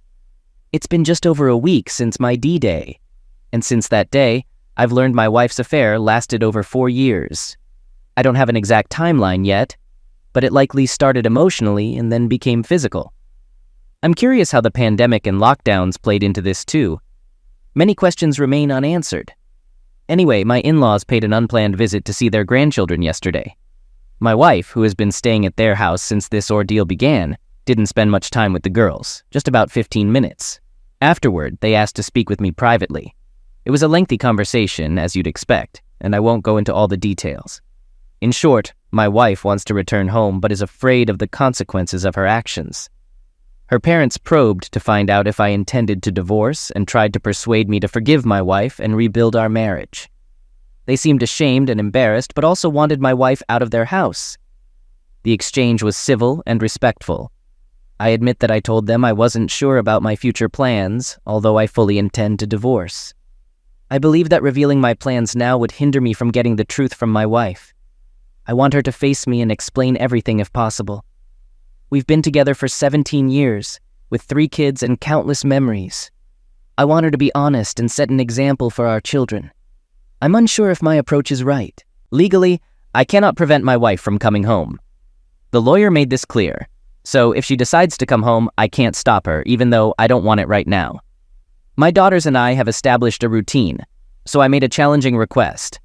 I told her she could return home when she sat down with me in person, answered all my questions about her affair, and spoke with the girls, apologizing to them and answering their questions as well. This seemed fair since they already know. She doesn't have to comply with these demands legally, but I'm considering if her fear of facing us could work to our advantage. I don't want to be sneaky or manipulative. I prefer not to start cohabitating yet, if possible. There's a mandatory 90-day waiting period for divorce in our state. Her return home is inevitable, and we'll both have to go back to work eventually. Life will move on despite this mess. I'd like to delay it to plan and improve my mental and emotional well-being. My wife has been texting our girls, apologizing and expressing that she doesn't want a divorce. They've shared the texts with me and inquire about me daily. The reality of her actions is affecting her, especially in the last couple of days. How should I handle this? Was my request unreasonable? It seems that my wife will return home soon, and I want to make the best decision for my daughters and myself as we move forward. I'm not rattled by this. I knew it would happen eventually, and I'm confident in my current path. It was a tough weekend, but my wife returned home yesterday, with some build-up during the week. Unlike previous times when she'd enter the house and we'd hug and kiss, it was incredibly awkward this time. She initiated a hug, but I turned away as if nothing had happened. After she settled in, I naturally asked her to tell me everything, but she said she wasn't ready. We had spoken on the phone earlier in the week with the same result. I insisted that her return depended on her explaining her absence for nearly 3 weeks, but she repeated that she wasn't ready. I tried to maintain my composure and not scream at her, but I couldn't. I told her about her affair, which had lasted over 4 years with a coworker, her plans to leave me for him, and how she had ghosted her family. I also expressed my desire for a divorce. Her reaction was unexpected. She seemed surprised by how much I knew about the affair and just stood there in silence, wide-eyed, staring at the floor. We stood in the kitchen for 5 minutes without speaking, and it was an incredibly strange and tense moment. She didn't know how to respond, and neither did I. I read all your comments and advice regarding my situation. I even took notes and mentally prepared myself for every possible outcome of this confrontation, except the one that happened. So right then and there, I decided to map out everything I knew about her affair. Maybe it wasn't the best idea, but I proceeded to tell her everything I knew, even adding my assumptions about certain things, like how she met her affair partner, her sister's involvement, what happened during COVID, etc. She kept staring at the floor throughout. I grew angrier as I went along because she didn't respond, but I tried to keep my voice down and remain composed. Then there was another long, awkward silence. My anger turned into sadness as I realized everything. I softly asked her what I did to drive her away, whether she ever loved me, and if her affair partner was worth it. She didn't say anything, didn't move, just stood there with her head down. No tears, no apology, no yelling, no explanation. Just silence. This hurt more than D-Day did. I just stood there, unsure if I could move. But things got worse. Our daughters overheard the whole encounter. I was incredibly stupid and didn't consider their whereabouts once I confronted my wife. Our oldest daughter came downstairs and lashed out. There was a lot of pent-up anger on her part. My wife quickly went upstairs and locked the bedroom door. That's where we are now. I heard my wife crying most of the night until I fell asleep. Only our youngest tried talking to her. The rest of us have avoided her. If I can muster the courage, I'm thinking of suggesting she stay with her sister until we finalize the divorce. But this is still her home. Cohabitating with her will be miserable for all of us. I was wrong about my wife, and you were all right. I was wrong about our years together, our memories, and the life-changing moments. I was convinced she would apologize and confess to everything from the last 4 years to relieve her guilt. But we're not worth it to her. Maybe we never were. What now? Today was uncomfortable at home. We tried to carry on like the past 2 weeks, but it's impossible. I just want to fast forward through all of this, past the divorce, past the awkward conversations, past the inevitable arguments, and past the drama of cohabitating with a wayward spouse. How did you manage that, especially with kids? I know this is just the beginning. I keep reading posts that promise it gets better, but I'm far from that point. There's not a moment when I don't want to scream or sob right now. I'm trying my hardest to keep a stable mind for the girls, but I don't know if I can do it for 3 more months. School will start before this is all over. I guess this is my life now. Thank you for caring so much. I don't know if the worst is behind or ahead of us, but I appreciate any advice to get through the next phase. I'm in a bad place and have been since my wayward wife came home after I found out about her affair. I've been pretending for my daughters, trying to say and think the right things, but tonight I have to admit the truth. As many of you say, the emotions come in waves, but tonight it hit me hard, and I lost my composure a bit. The divorce is filed, but my wayward wife hasn't hired a lawyer yet. I've been patient and delicate, hoping for an uncontested divorce that we mainly handle ourselves. But after tonight, I'm not so sure. We've been cohabitating during the week, and my wife goes to her sister's house on Fridays and returns on Sundays since her work is close, but her sister's an hour away. For the past couple of weeks, we've followed this routine with mostly avoidance. I've been trying to put my daughters first and meet their needs, but I got emotional tonight and didn't consider their whereabouts when confronting my wife. So our oldest daughter came downstairs and lashed out, and my wife quickly went upstairs and locked the bedroom door. That's where we are now. I heard my wife crying most of the night. Only our youngest tried talking to her, and the rest of us avoided her. It's for the best, right? Lately, I've heeded much of your advice, and I've worked hard to maintain self-discipline around my wife, even when it's tough. I've been short and indifferent when we briefly talk, but always polite and respectful. Until tonight. The last couple of Fridays, she left for her sister's before I got home from work, but tonight she was waiting in the kitchen. I tried to walk past, but she stopped me and asked if this is how I'm going to treat her just because she's not ready to talk about her affair. This is the first time she's mentioned it in almost a month. I tried to keep quiet and walk away, but our daughters weren't home and I lost control. I unleashed all my frustrations, pain, anger, and misery on her. I went on for a long time, raising my voice and getting emotional. I told her everything that's been tormenting me, everything I'd been holding back. I was so mad at myself afterward. I'd been doing well, but she got to me. I knew it would happen, I knew it. It's been building for a while and there's only so much I can vent. For the first time, my wayward wife actually broke down and started sobbing uncontrollably. Regrettably, this made me happy, seeing her hurt as I was. I wished I didn't care, but there was some satisfaction in finally seeing her break down. It seemed like there was someone in there with a bit of compassion. Surprisingly, she mumbled apologies repeatedly during my outburst. She was ugly crying, and all she said was, "I'm so sorry." But in the end, I left the kitchen before she could gather herself enough to say anything more. I asked her to leave me alone. So that happened. She hung around the kitchen for a while before leaving for her sister's house again. The girls got home about half an hour later and could tell something had happened. But I wasn't ready to discuss it.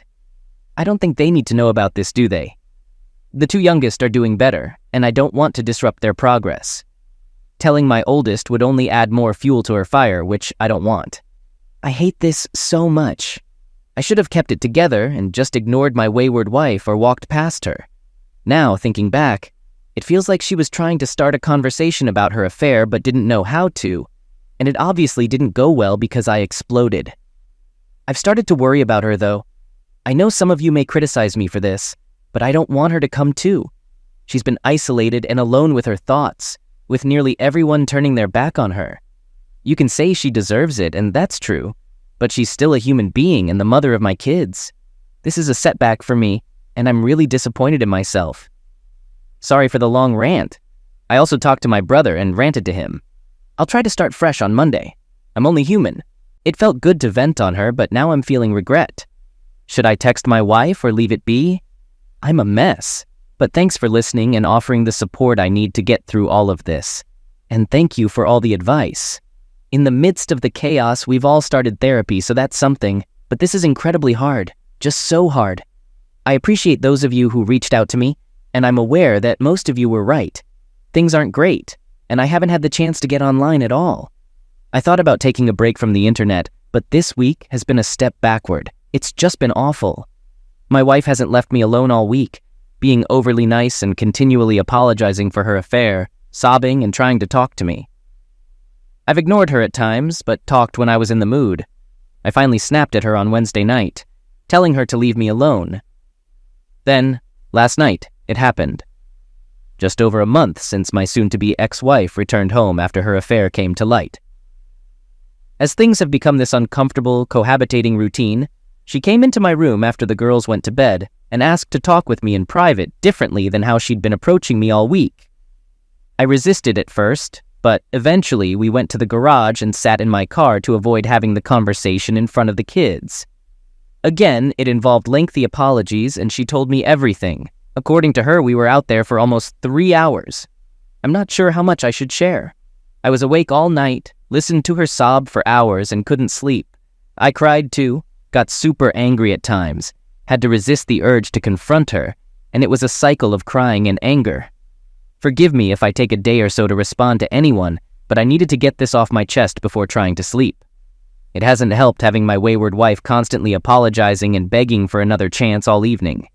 Tonight, too, I had to leave for a few hours just to get away from her. It's just so painful to be around her. Anyway, she was introduced to her affair partner by her sister about 5 years ago, with no romantic intentions initially. He was a higher-up at a company she wanted to work for, and he gave her an in. So her desire to change jobs was not based on her affair. But once she did change jobs, obviously she had extra incentive.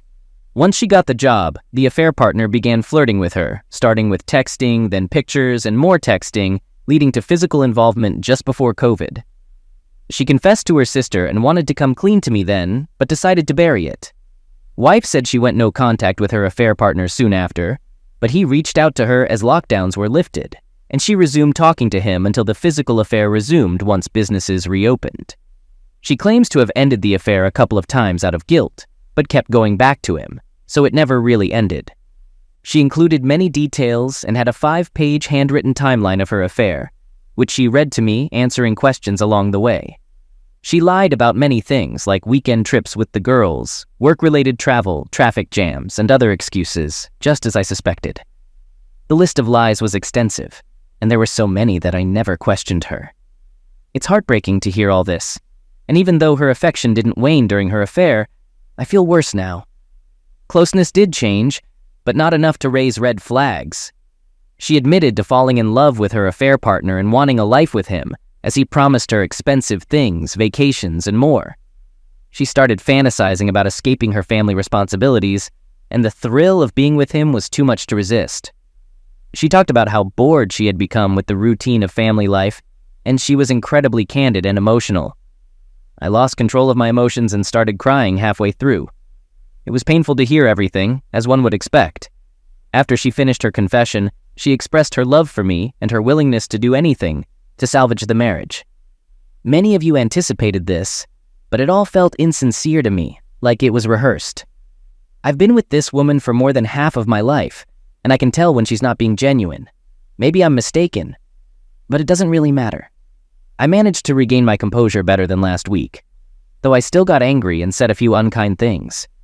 I even mentioned that her affair partner was involved with multiple women and that she was just one of many he was willing to discard. That really upset her. A million thoughts crossed my mind about this moment when she would finally confess. All the clever comebacks I might throw at her, or things I could say to hurt her back. There were hundreds of responses that I couldn't think of in the emotional moment the other night. One thing I knew I would ask was whether her affair partner was still alive, and if she had to choose between him and me, who would she pick? She hesitated and then said, "That's not fair." I insisted on an answer, and eventually she said she would choose me, of course. My response was that her hesitation was why I was divorcing her because she was lying again. She started sobbing, and that was the last thing she said. We sat in the car for a while, with her continuing to sob, but I was tired.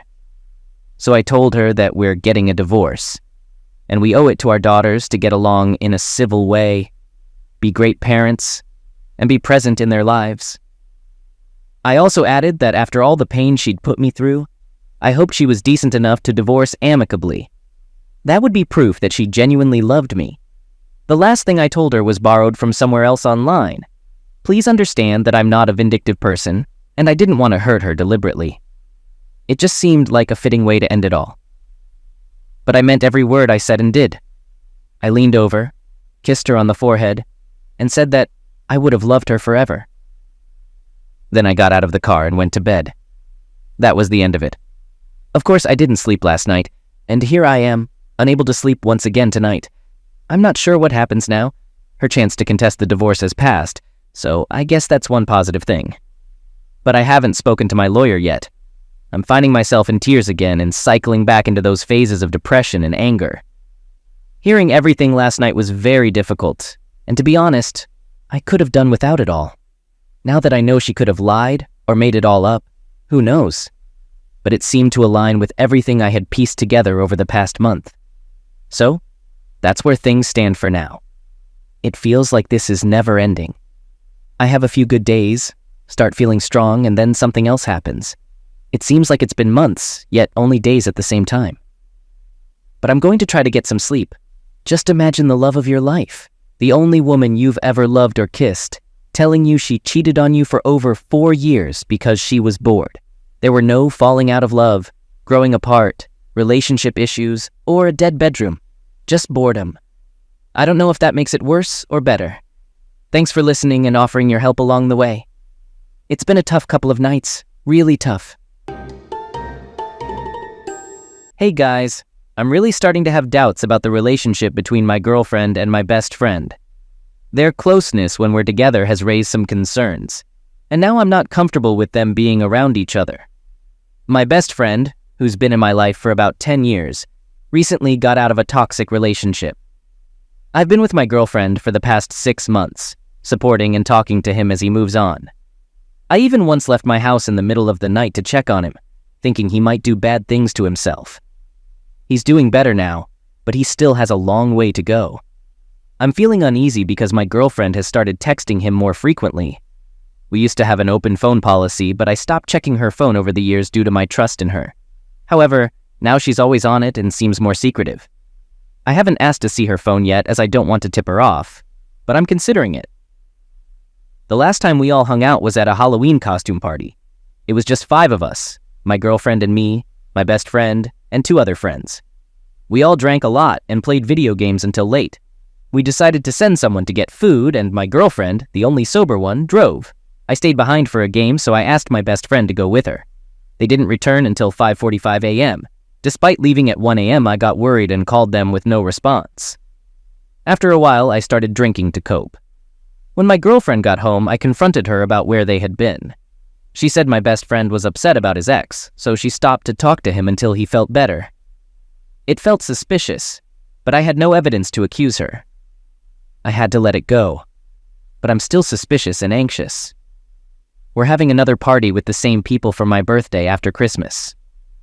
I'm nervous about my girlfriend and best friend being close, but I don't want to create a scene. We've been together for 5 years, and I really want our relationship to work, so I'm unsure about what to do. I'm starting to fear the worst. Update. I checked her phone. Thank you for the advice and support I've received so far. Many people commented and messaged me with their thoughts, and I want to express my gratitude once again. So, on Saturday night when she fell asleep, I looked through her messages with my best friend. My heart was racing. I didn't find any convincing evidence of her cheating on me, but I noticed they text almost daily, with many "what's up" and "how are you" messages from my girlfriend. While not conclusive, this confirms my feelings that they are very close. I'm not comfortable with this, especially since she's not being forthcoming and providing reassurance. I also found that she vented to my best friend about a recent minor argument we had, which is unusual for her, as she's usually secretive about our personal life. He didn't badmouth me, but it's a significant red flag given the context. I also checked for other messaging apps like WhatsApp and Snapchat, but didn't find anything suspicious. I should mention that my partner is tech-savvy, so hiding evidence from me might not be difficult. I can't access her work phone as I don't know the passcode, and I feel paranoid. Everything seemed great between us, but now it feels like a nightmare. Am I wrong for being suspicious? Is she genuinely trying to be a good friend? Am I overreacting? I want our relationship to work, but I'm struggling to calm my mind. What's my plan? I don't want to tip them off by asking them directly. I'm concerned they'll become more secretive. It bothers me, but I want the truth and am willing to wait to be sure. I think my best course of action is to continue observing their behavior at the upcoming party. I'll stay relatively sober, as some of you suggested. Trusting my gut feels valid. Just because everything seems fine on the surface doesn't mean there's no emotional relationship between them. Just because he's my best friend doesn't mean my girlfriend should reach out to him and vent about our arguments. Lately, I've been going out more to keep my mind occupied. I've been hitting the gym and occasionally meeting coworkers for pickup sports. It's been great for my mental and physical health. The day before Christmas Eve, I decided to change my routine and come home a few hours earlier than usual after my gym session. When I entered the house, I found my girlfriend cooking in the kitchen with a recipe on her phone left unattended on the counter. I greeted her, and as I walked past her phone to grab a cup from the cupboard, a text message from my best friend lit up on her phone. Without her realizing, I picked up the phone, unlocked it, and saw what I had suspected. They were both sending explicit photos to each other, or at least that's what I saw, which led me to confront her immediately. I asked her, "What the heck is going on?" She looked at me, and I could tell she understood my question. She quickly went into damage control mode, trying to convince me it was a foolish mistake and that she got carried away because of the attention. This was my best friend. I inquired about how long this had been happening, and she replied, "Recently, about a month or so, but maybe longer." She tearfully apologized repeatedly. I pressed her for details about what had occurred on the night of the Halloween party, as I no longer trusted her words. She admitted that something did happen that night, with tears streaming down her face and a look of nausea. After a lengthy pause, she confessed that he had asked for a closeness favor. Initially, she said no, but eventually gave in. She kept insisting it didn't mean anything, and she did it to make him feel better. I was furious and asked her why they didn't just go all the way if it didn't mean anything. She claimed she would never do that and begged me to believe her. It was hard to trust her after she had admitted to cheating on me. I yelled at her that I didn't believe her and declared that I was ending the relationship. She sobbed uncontrollably and clung to my arm, which I pulled away from before instructing her to leave my place. It was a struggle to get her out the door, but she eventually left. I've been bombarded with texts and phone calls from her, pleading for a second chance. Despite the advice I received, it's incredibly difficult to prepare for a betrayal like this, especially from a partner you deeply care about. Not to mention, I didn't mention it earlier, but my best friend is also my cousin. It's your best friend too. I still love her, but I can't forgive such a massive betrayal. All I can think about is that 5 years have gone to waste, and I feel helpless and broken. To make matters worse, this all happened right before Christmas Eve, which is when we usually celebrate with her family. I decided to stay home and play video games all day.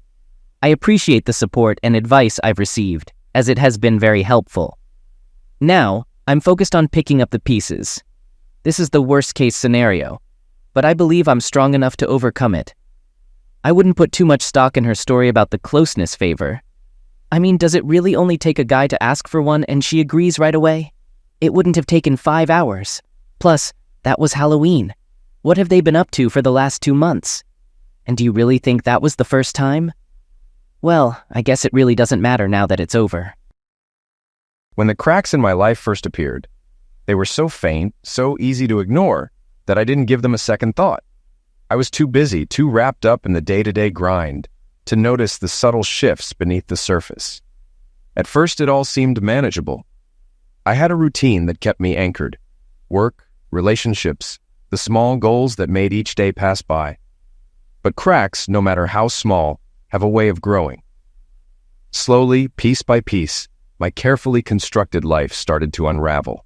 It wasn't an explosion or a sudden event that threw everything off course. It was the steady accumulation of countless little choices, each one adding a bit more weight until the pressure was too much to bear. I told myself everything was fine. I was moving forward, handling problems as they came, believing that if I just kept going, things would eventually get better. But life has a way of proving you wrong. You think you're in control, that you can outsmart the chaos by planning ahead, by staying focused.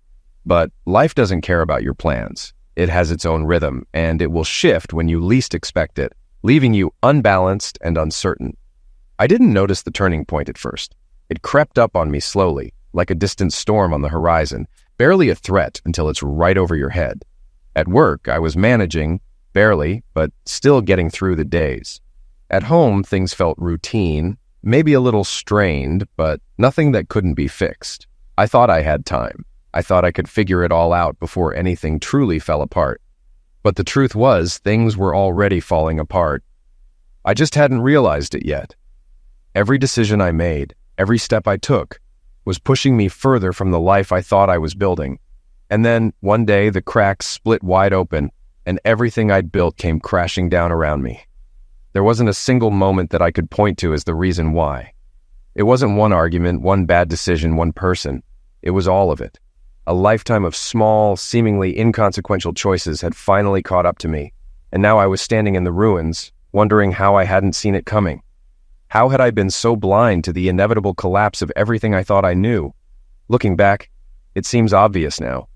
The signs were all there, but I had been too wrapped up in my own plans, too focused on the next step, to realize that the ground beneath me was already crumbling. And when the fall finally came, I wasn't prepared. The life I thought I had built, the job, the marriage, the sense of stability was gone, leaving me with nothing but questions and the quiet realization that I had let it all slip away without even noticing. When I reflect on how it all started, I can't pinpoint one exact moment. It was a series of small, seemingly unimportant choices that snowballed into something much bigger. One day I was just living my life, going to work, dealing with the daily grind. The next, things began to unravel, slowly at first, until my entire world fell apart. There wasn't a single person or event to blame. It was a mix of circumstances, decisions I'd made, and I guess, fate. At the time, I didn't realize how deeply those decisions would shape my future. I just went through the motions, tackling one problem after another, convincing myself the next step would be better. My job, my marriage, my social life, they all seemed manageable until suddenly they weren't. Looking back now, I can see how naive that thinking was. Everything was a ticking bomb, waiting to explode, and when it did, I was left standing in the aftermath, trying to understand how I ended up here. Julie paused briefly at the door, her eyes meeting mine with a soft smile. "See you tomorrow, Braden?" "Absolutely." She kissed me gently on the cheek, her perfume lingering as she twirled and walked toward the hallway. I watched her graceful figure heading for the elevator, even turning to wave one last time. She was stunning. There was no denying it. Once she disappeared, I closed the door behind me. That's when it started. "Isn't she a bit young for you?" I stopped, staring at the closed door, almost expecting to see my reflection. For a moment I thought maybe it was over. Maybe I had finally let go. The anger wasn't as strong as before. I felt calm, almost resigned. Yeah, she's young, but I wouldn't know anything else about that, Melanie. I walked past her without a second glance, heading toward the kitchen, suddenly craving a drink. I opened the fridge, taking stock of its contents. The fruits and veggies I liked, the chicken thawing for dinner. But I wasn't in the mood to cook anymore. Yogurt, milk, energy drinks, and beer. I grabbed one of the 7 bottles left from the case I'd bought nearly a month ago, a far cry from the pace I'd kept during the first year after my divorce. I heard her following, her heels clicking in contrast to my bare feet. I opened the bottle and placed it on the stainless steel counter. I tossed the cap in the trash where it belonged. Everything was in its place, just like always. Neat, orderly, clean. I crossed the large open spaces. Kitchen, dining room, office, bedroom, gym, living room. The furniture was all high-end, but nothing matched. The living room was no exception. 2 stiff black leather chairs on one side, separated by a metal end table and a crystal lamp. A chocolate leather love seat facing the massive 60-inch TV, paired with a glass-topped coffee table. But my favorite piece was the recliner. Plush tan leather, big enough for my 6'4" frame, comfortable enough to sleep in. Nothing matched, but everything had a story. Everything fit, except her. "Not even going to offer me a drink?" Melanie's voice snapped me back to reality. It was the first time I really looked at her. She'd shown up unannounced. It was the first time I'd seen her in 8 years. I was honest enough to admit she looked good, beautiful even. But then, she always had. It was her other qualities I had trouble with. "I don't want you thinking your presence is welcome. You're not my guest. If you want something, find it yourself." I watched her spin on her heels and head to the kitchen. I missed that body. It was perfect, and she knew it. That's why she often wore skirts that practically screamed, "Yeah, I know you're looking." My eyes trailed from her hips down her long, toned legs, ending at her expensive 4-inch heels. My primal instincts took over as I imagined her bending over, more for my pleasure than to find whatever she was searching for. I waited for the usual feelings of longing, pain, or heartache that came with seeing something that was no longer yours, something that had been taken, but instead I felt something else. Pride, maybe. It was more of a, "yeah, I've been there" moment. She returned with her usual wine glass and a bottle of Chardonnay, her expression calm, masking her true intentions. For the first time, I wasn't afraid of that. "You look good, Braden." "I feel good, Melanie." The game had begun, and for once, it felt good not to be on the defensive. "You're not even going to ask why I'm here? You're not curious?" "It's not that I'm not curious. One can never have too much information." Her smirk told me she thought we were evenly matched. "I just don't care." Even in the most unexpected situations, Melanie had an uncanny ability to keep a straight face. I had seen it many times, so it felt good to notice her slight wince, even if it was just for a second. She turned toward the wall, a massive 18-foot span filled with framed pictures from my journey. It was a floor-to-ceiling reminder of how I got here and the lessons I had learned. "Rock bottom," I said. "That's where I started after you divorced me and wrecked my life." I won't pretend our marriage was perfect. It wasn't. We had a tough time, mostly because we were always broke. But we were young, hopeful, impulsive, and committed. Our marriage didn't fall apart early on because we didn't believe it could. I mean, soulmates don't give up on each other, right? She stayed silent, her eyes still on the pictures. I thought back to the time we scraped up enough change to split a fast food meal on our first anniversary. I could still picture that fake Christmas tree we found in the trash behind our apartment and how we made paper ornaments for it. She laminated them the following year, and we hung them every Christmas after that. I continued, "Even when you love someone, they can still get on your nerves. You used to rearrange everything. Kitchen utensils, spices, the hall closet. It never made sense to me, but just when I get used to it, you'd move it all again." She didn't say anything, but I knew she was listening. "Remember how you could never find anything after you rearranged it?" I asked, a small smile forming. "Where are the scissors, Han? In the drawer somewhere." "They're not where they were last week." "Did you move them?"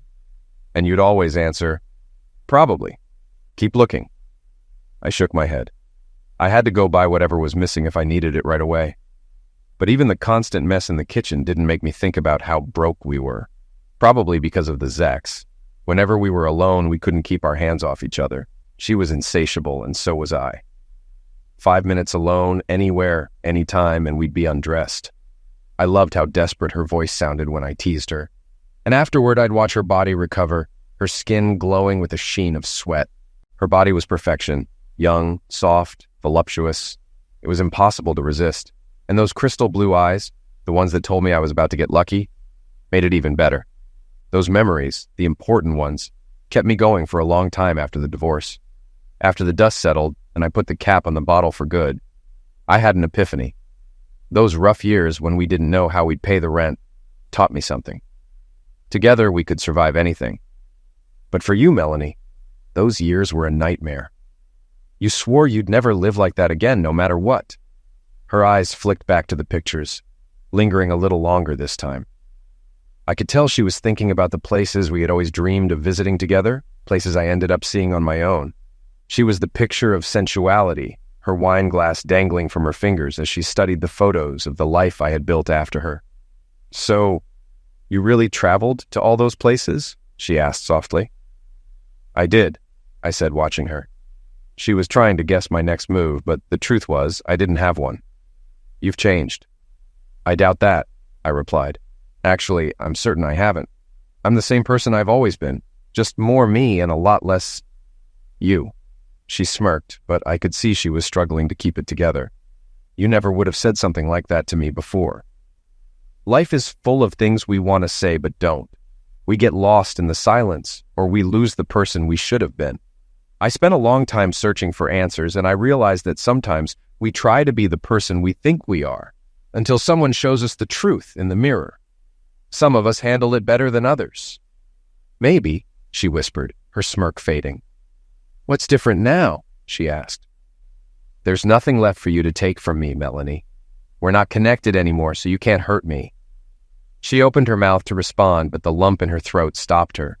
For a moment, I wanted to believe she was genuinely affected, but I knew better. "I want you to make it stop," she finally said. "I didn't start it, but you could end it." "I'm not sure that's true," I replied, my voice steady.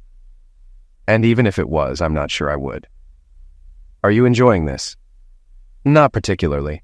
I'm not interested in being reminded that the person I loved most in the world turned out to be a lying, cheating witch." My words hit harder than I expected, and I saw it in her eyes. For the first time, I had wounded her. She stood there quietly, processing what I'd said. But I had learned something important. Never interrupt your enemy when they're making a mistake. Sun Tzu Napoleon. I had been completely unprepared for the devastation she unleashed on me during our first battle. I wasn't ready this time either, but at least now I wasn't alone. The rumors had started months ago. Everywhere I went, people whispered. The economy was crumbling. Any job was worth gold, and layoffs were coming. Walking the factory floor was bad enough. Eyes followed me. People stopped to ask if I'd seen the list. But what I faced at home was much worse. Melanie was nearly frantic, asking me every day if I'd heard anything. Did I still have a job? Was I sure? What's the plan? What were we going to do? I didn't have a plan. I didn't think I needed one. My boss was a good guy, and he had my back. He looked me in the eye and told me not to worry, so I didn't. It would have been fine if he had been the one making the final decisions, but others got involved. If there were warning signs, I missed them. In hindsight, I noticed some things too late. Our Zek's life had slowed down. I thought it was stress. I wasn't in the mood like I used to be, and I figured that was my fault more than hers. But Melanie knew before I did. I hadn't even stepped foot in the house when I was laid off. My boss was shocked as he told me the man with the best team production and quality ratings was being let go. Melanie wasn't even surprised. Unfortunately, that wasn't the only long-term commitment that was about to crash and burn. She gave me no signs our marriage was in trouble. She played the perfect wife. Loving touches, kisses, making sure I was fed and keeping the house spotless. She was even more of a Susie homemaker in those last few weeks. She never let me leave a room without saying she loved me, probably to cover her guilt. Then, I was served.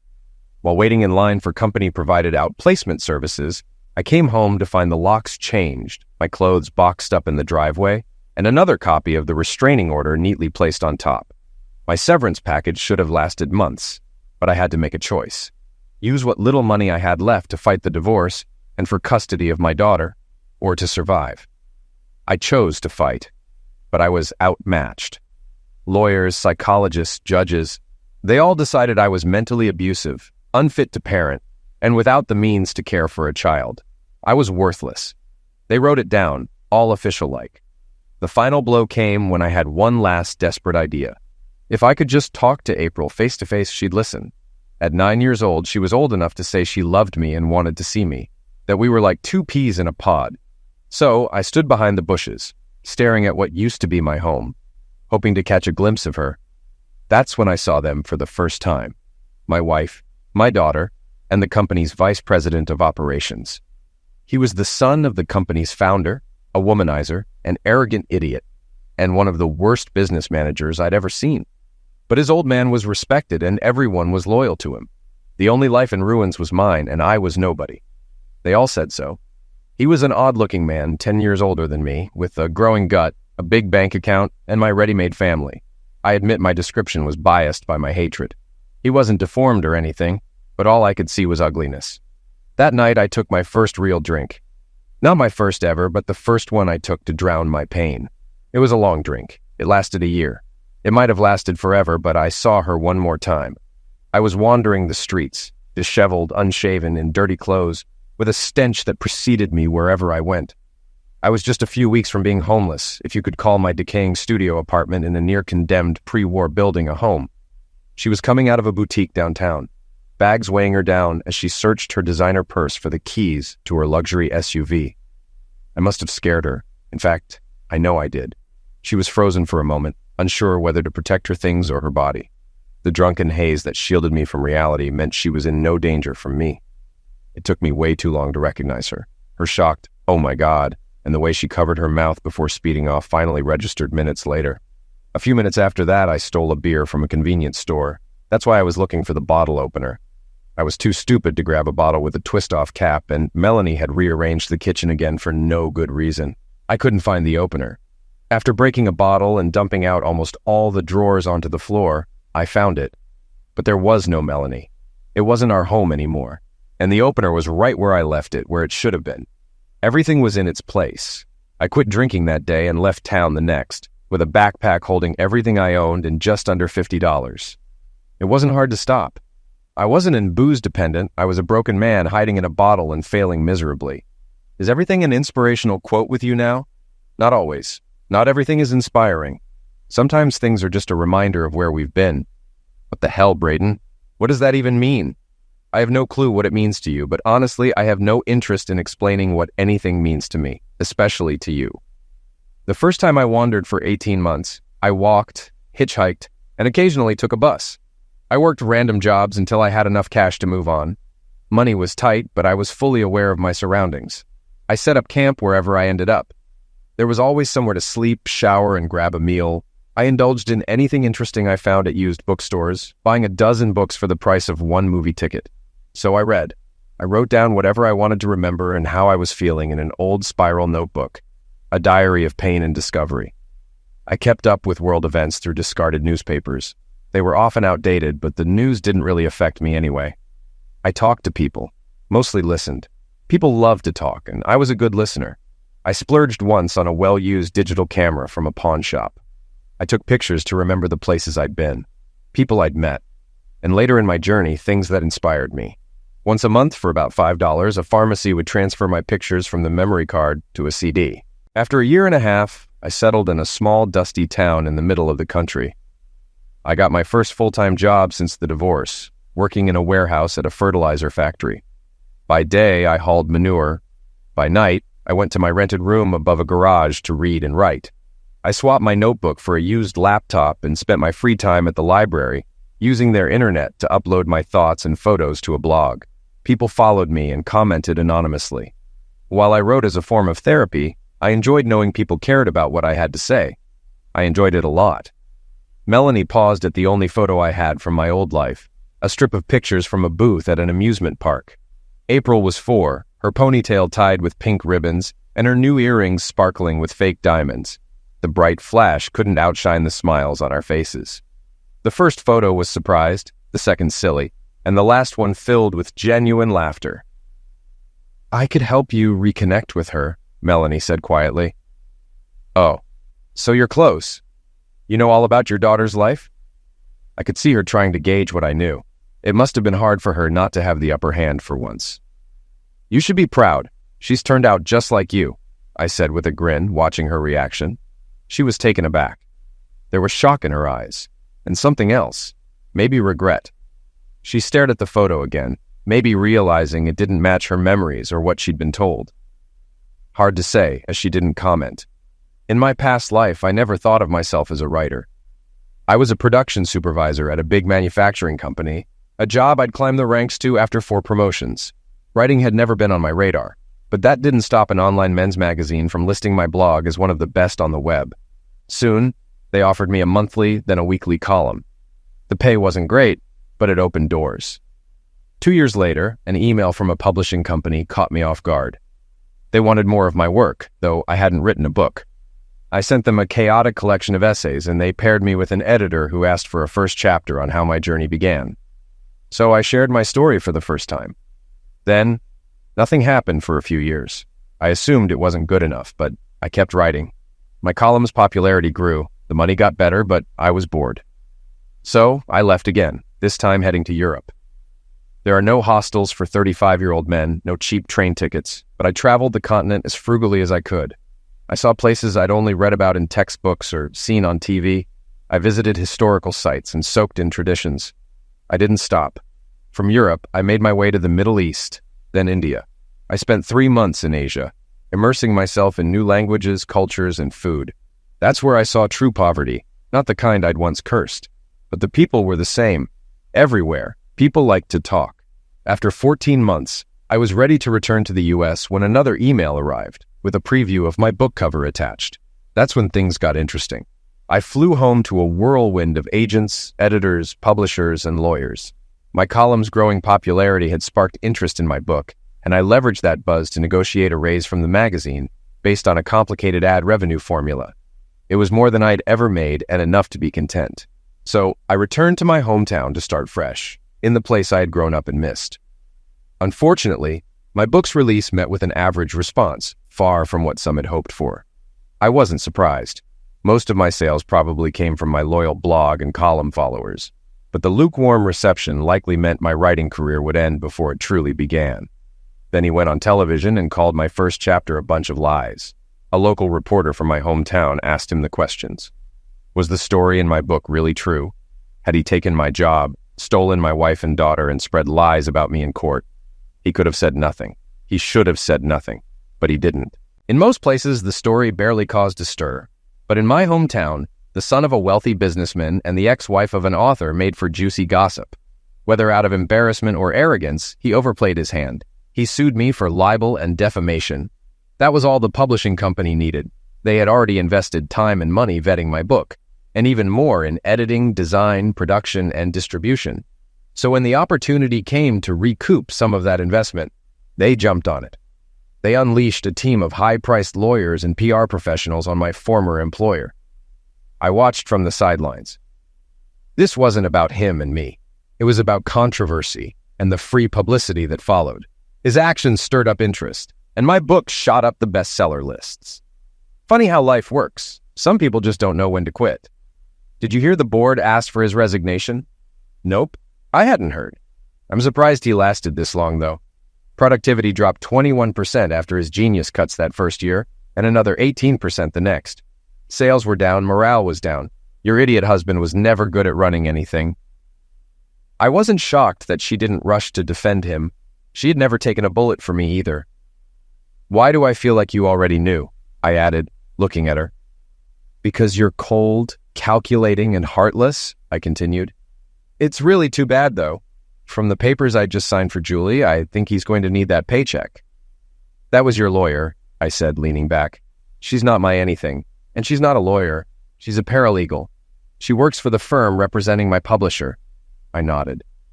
I keep telling you, this isn't about me. Though I'll benefit quite a bit. I guess karma really is a witch. I saw her eyes flicker with comebacks. She had so much she wanted to say, but I could also see she realized she was out of ammo, that I had the upper hand in every way. I hoped she'd give me the chance to use some of the one-liners I'd been holding on to, but at the same time, I wished she would just leave me alone. So, why are you here? I asked, tilting my head. That threw her off for a second, but she recovered quickly. Oh, now you're curious. No, I just don't understand what you think you're going to accomplish. He should be grateful you love him enough to try to salvage what's left of his crumbling empire. But like I said, it's really not up to me. I watched her reaction closely. It was exactly what I expected. But it's not him you love, is it? It's his money. The words flowed out smoothly, and I saw them land hard. Her eyes narrowed. Oh, the irony. He had it. But now, in the most ironic twist, he'll have to give it to me. And once again, you'll end up with nothing. What? You don't think you can find another rich sugar daddy to screw for money? I think you're underselling yourself. You've still got a hot body. You'll land on your feet, or probably, in your case, on your back. It wasn't like that, she snapped, her voice cracking just a little. I laughed harder than I had in years. Wasn't it? Come on, Melanie. You can't possibly think it was any different. But her defensive body language and the look in her eyes told me she did. I was briefly stunned. Could she really not know? Was that even possible? Oh my God, she doesn't know. You don't know, do you? I asked, lowering my voice, more serious now. What the hell is that supposed to mean? She shot back, her voice trembling slightly. I stayed silent for a while, quickly running through the timeline. Interviews, depositions, discovery motions. It was all part of the public record. If she really didn't know, he certainly did. She'd find out soon enough. I wouldn't be hurting the case by telling her something that was going to come out anyway. You're right. It wasn't like that at all. I'm just talking out of turn, I said, suddenly calm. Yes, she whispered, barely audible. Sure. He was just checking in on the families of his employees, making sure everyone was prepared for the worst-case scenario. Of course, he paid special attention to mid-level management since we were the most at risk. He thought his personal attention was necessary. I spoke, but I wasn't sure what was going through her mind. Her eyes were locked on me. So he invited you to lunch to give you a heads up. Nothing had been decided yet. It was all preliminary. Every so often, he'd call to give you inside information on how the evaluations were progressing. Then, there were a few more casual lunches, a few more phone calls, but eventually he changed his approach, didn't he? He poured his heart out, the weight of his decisions too much to handle. The stress of balancing so many lives, the things people had offered him, money, sexual favors. Melanie's eyes were wider than I had ever seen them. As I continued talking, I walked over to my desk and searched for the right file. Once I found it, I picked up where I left off. And that's when you sealed our fates. That was the moment he won, and I lost. The moment your trust in me as a man, a father, a husband, and a provider lost out to your greed. That's when you gave him your body and destroyed my entire world. I slid the papers across the table. She stared at them for a long time, as if touching them might burn her fingers. I had never actually seen the lists before and always assumed they were just rumors. But my publisher's attorneys had combed through thousands of documents during the discovery process. The first list she held wasn't particularly noteworthy, except for the fact that my name was at the top of the employees to keep. The dates showed it was one of the earliest lists produced, maybe even the first. The second list was much more interesting. The names were the same, but this one had John Davis's barely legible notes, with check marks by several names. My name, along with one other, had been crossed out with a single red line. Beside mine was a single word, Melanie. There was only one other name marked similarly. The attorneys couldn't believe he had kept it. Then again, he was always an idiot. The third list, printed on his letterhead, was marked as final. Unsurprisingly, my name was no longer on it. I watched as her eyes darted back and forth, trying to process the information. She was clearly wondering, how could he possibly know all this? She looked up at me, mouth slightly open. Dumbfounded wasn't a flattering look for her. You'll figure it out. You're not that stupid. You know exactly what I mean, I added, my voice cold. The urge for a drink hit me hard, so I got up and went to the kitchen. I dropped some ice cubes in a glass and filled it with water from the fridge. If I had learned anything, it was to never give in to my urges. Decisions made after careful thought and consideration of the consequences were always smarter. Plus, being drunk around Melanie seemed like asking for trouble. I believe sex is one of the most beautiful, natural, wholesome things that money can buy, I smirked, quoting Steve Martin as I came back into the room. Since we're being so open, I am curious about one thing. Did you ever love me? Melanie had been staring at the documents for nearly 20 minutes. At first, her grip tightened and her hands started shaking, but after a few minutes, her expression became completely stoic again. She hadn't said a word, so I decided to break the silence. Apparently, she had no intention of answering my question. She briefly met my gaze, then quickly looked away. I would have paid more attention to her, but I couldn't wrap my head around why she was even in my loft. Sure, I had questions and wanted answers, but I couldn't go there yet because her sudden appearance just didn't add up. It hadn't even been 48 hours since Mr. Moneypants' lawyers had requested a settlement conference. My attorney and the publisher's attorneys had celebrated a bit that night, seeing the move as an admission of defeat. But in a world full of sharks, these guys were the butcher whales. They didn't avoid fights. They sought them out and did everything they could to ensure a battle. Victory wasn't enough for them. They enjoyed humiliating people. I was certain none of them had read my book. Everything I had written was against what they stood for. Still, it was nice having them on my side. I had been on the other side of the table before, armed only with righteousness, and had been crushed. So yeah, I could have been labeled a hypocrite. But I didn't start this, and I was happy to go along for the ride. I was lost in these thoughts when I looked back at Melanie again. She was as beautiful as ever. I smiled, realizing I'd been right all along. I had told her for years that she'd only get more stunning with age. I honestly couldn't figure out why she dressed up for me. She looked like she was ready for a night out, or more accurately, a night on the prowl. And then it hit me. "Holy crap, he sent you here," I said, my voice sharper than I intended. I don't think I'd ever seen Melanie so angry. In fact, I'm not sure I had ever seen her truly angry at all. Even during our worst arguments when we were married, she had never shown rage. Disappointed? Sure. Annoyed? Definitely. Scared? More than I realized at the time.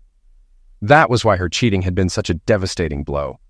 In a sea of unlikely outcomes, the idea of Melanie abandoning me had seemed impossibly distant. Even after all these years of self-reflection and rebuilding my confidence, I knew I would never be the same. Soulmates don't give up on each other, but mine had. He must have been desperate. The lawsuits and legal fees totaled $12 million. He was rich, but not that rich. The Sharks estimated that the judge would award around $7 million in damages. They tried to explain their calculations to me once. My book was considered property with a valuation, and his lawsuit had been frivolous. Plus, they had a mountain of evidence proving that he and his lawyer knew it. It all seemed like a game where whoever spewed the better nonsense would win. Still, his mistake wouldn't leave him broke, but it would come close. And without the cushy job he'd been handed on a silver platter, the outcome would be catastrophic. It was the only explanation that made sense. He had sent her to stop me, in one last desperate attempt to save what truly mattered to him: money. He needed a wife and family for appearances. Melanie looked up, but still didn't respond. I knew for sure she had no clue what I was talking about. I had to admire his ability to keep her in the dark. I had never been able to hide even the smallest secret from her. Guilt would have eaten me alive. I guess a conscience wasn't one of John Davis's concerns. A few members of the board had started questioning him. Why didn't he have a family? When would he stop with the string of women and the partying? They didn't care about him or the women, really, but it could be bad for the company. You can't have your future CEO wrapped up in a sex scandal. It's bad for business. So he straight up asked Stephanie Carmichael to marry him. For the money, of course. She was already sleeping with him for cash, so he probably thought she'd just agree. Stephanie was what most people would call a strumpet.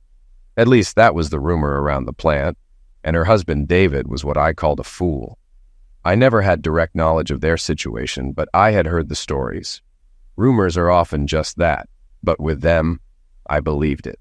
Stephanie was always dressed a bit too provocatively, saying things that could be easily misconstrued. And her husband?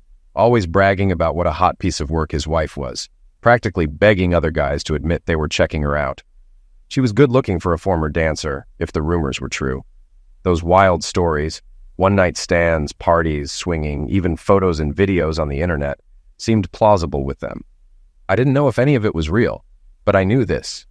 David Carmichael's name was the other one crossed off the list, and Stephanie's was written right next to it. David mysteriously disappeared right after he was fired. Though I always thought she was just a ditzy bleached blonde, she wasn't as dumb as she looked. She had gift tax records to prove it. 3 years' worth. He'd given her almost $150,000 for the twice-a-week treatment. Steffi, as she liked to be called, spilled all the details about Davis's seduction scheme. She made no secret about sleeping with him for money. We had an arrangement. He was generous with his gifts, and I showed him my appreciation every Tuesday and Thursday at the condo he leased for me. My husband and I were grateful for his gifts, but when Davy finished nursing school and came home, I dropped that fat prick and his tiny tool.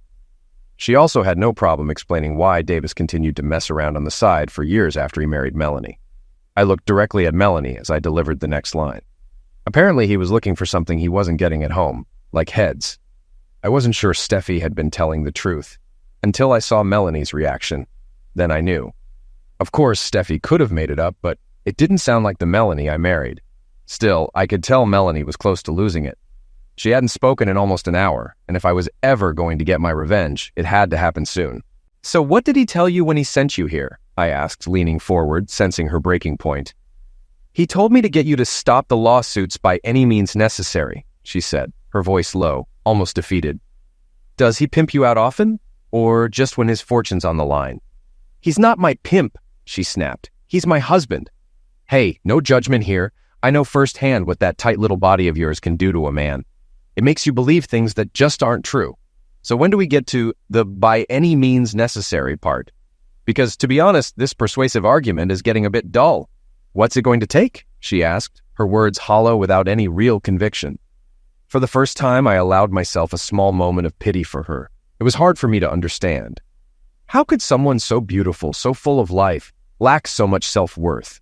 How could she let herself be used like this for money? I mean, I got the appeal, at least a little. My favorite chair cost over $1,000 when we first furnished our apartment. I'm sure Melanie and I didn't spend that much on everything we owned combined. Sure, it was extravagant, but it was also the most comfortable thing I'd ever sat in. Still, I knew without a doubt that I'd trade every luxury I had for just one more day with Melanie in our rundown first apartment to have things back the way they were. But I guess that just made us different people. I looked at her, seeing how her once vibrant confidence had faded, and for a brief moment, I almost felt sorry for her. Like I said before, even if I could stop it, I wouldn't. I broke the silence. "You should go back to your husband and tell him I wasn't interested in his offer. Take your sorry self back, sit down with him, and figure out how you're going to get through this rough patch. I'm sure with a love as strong as yours, you'll make it." I watched her closely. I watched those lips I used to love kissing, her silk blouse slightly revealing the delicate, likely expensive undergarments underneath. It took every bit of willpower not to sleep with her. After all, soulmates never give up on each other, right? I waited for the tear, but it never came. Sure, her eyes welled up, and for a second I thought she might let them fall, but she didn't. I had to give her credit for that. "Get out of my house and don't ever bring your cheating self back," I said with finality, the words feeling heavier than I expected. Sex without love is a meaningless experience. But as far as meaningless experiences go, it's pretty damn good, I quoted Woody Allen, though she barely reacted. Our conversation had lasted hours, but I hadn't planned on sleeping with her. Honestly, I hadn't given it much thought. Too many other things were swirling in my mind. The previous weeks had been full of surprises, but she was beautiful, and I was a man, and she did make the offer. "What's a girl got to do to get a refill around here?" she asked, breaking the silence again. I took her glass and refilled it with her wine of choice, bringing it back with the bottle and setting it down beside her. "I read your book, twice," she said, her voice now more serious. I would have responded with something witty or offered a genuine thank you if I hadn't been distracted by the sight in front of me. I would have found the words if I hadn't been lamenting that I missed the moment when her blouse disappeared. Luckily, I was just in time to see her slip out of her skirt, and I couldn't help but wonder if all those adventures, all that self-discovery made you better in bed. "I've been told I'm fairly impressive," I smirked. "Oh, I don't doubt it," she replied, her voice sultry, as if nothing between us had ever been broken. We made love. I collapsed onto her, exhausted, her fingers gently tracing my spine, pulling me from my post-bliss haze. "Jesus Christ, Brayton, your ex was an idiot," she whispered. "Oh, Julie, you say the sweetest things," I replied, smiling lazily as I lay beside her. "The best revenge is to live on and prove yourself," I muttered, quoting Eddie Vedder, my words lost in the afterglow. Julie stayed with me every night for the next 4 months while the lawsuits played out in probate court. We had sex like newlyweds the entire time. She always reminded me, though, that no matter how great the sex was, she was going back to New York once the lawsuits were settled. I didn't blame her. Sharks like her, fresh out of law school, don't stick around in the shallow end, no matter how often they hook up with you. Still, the time we spent together was amazing. At first night, she was at my condo explaining the latest lawsuit, one from my daughter, suing me to protect her inheritance. I can't say I didn't know Melanie was angry when she left that night. She was furious, but I assumed she was mad at me, maybe for turning her down or for taking what she thought she had rightfully earned. Apparently, I was wrong. I can't imagine what it was like for him. I know how devastated I was when Melanie didn't choose me over something as simple as a corporate downsizing. But the coroner's report was inconclusive. John Davis may have never known. Hours after she left, Melanie tragically took his life with a single shot, then turned the weapon on herself. He bled out quickly.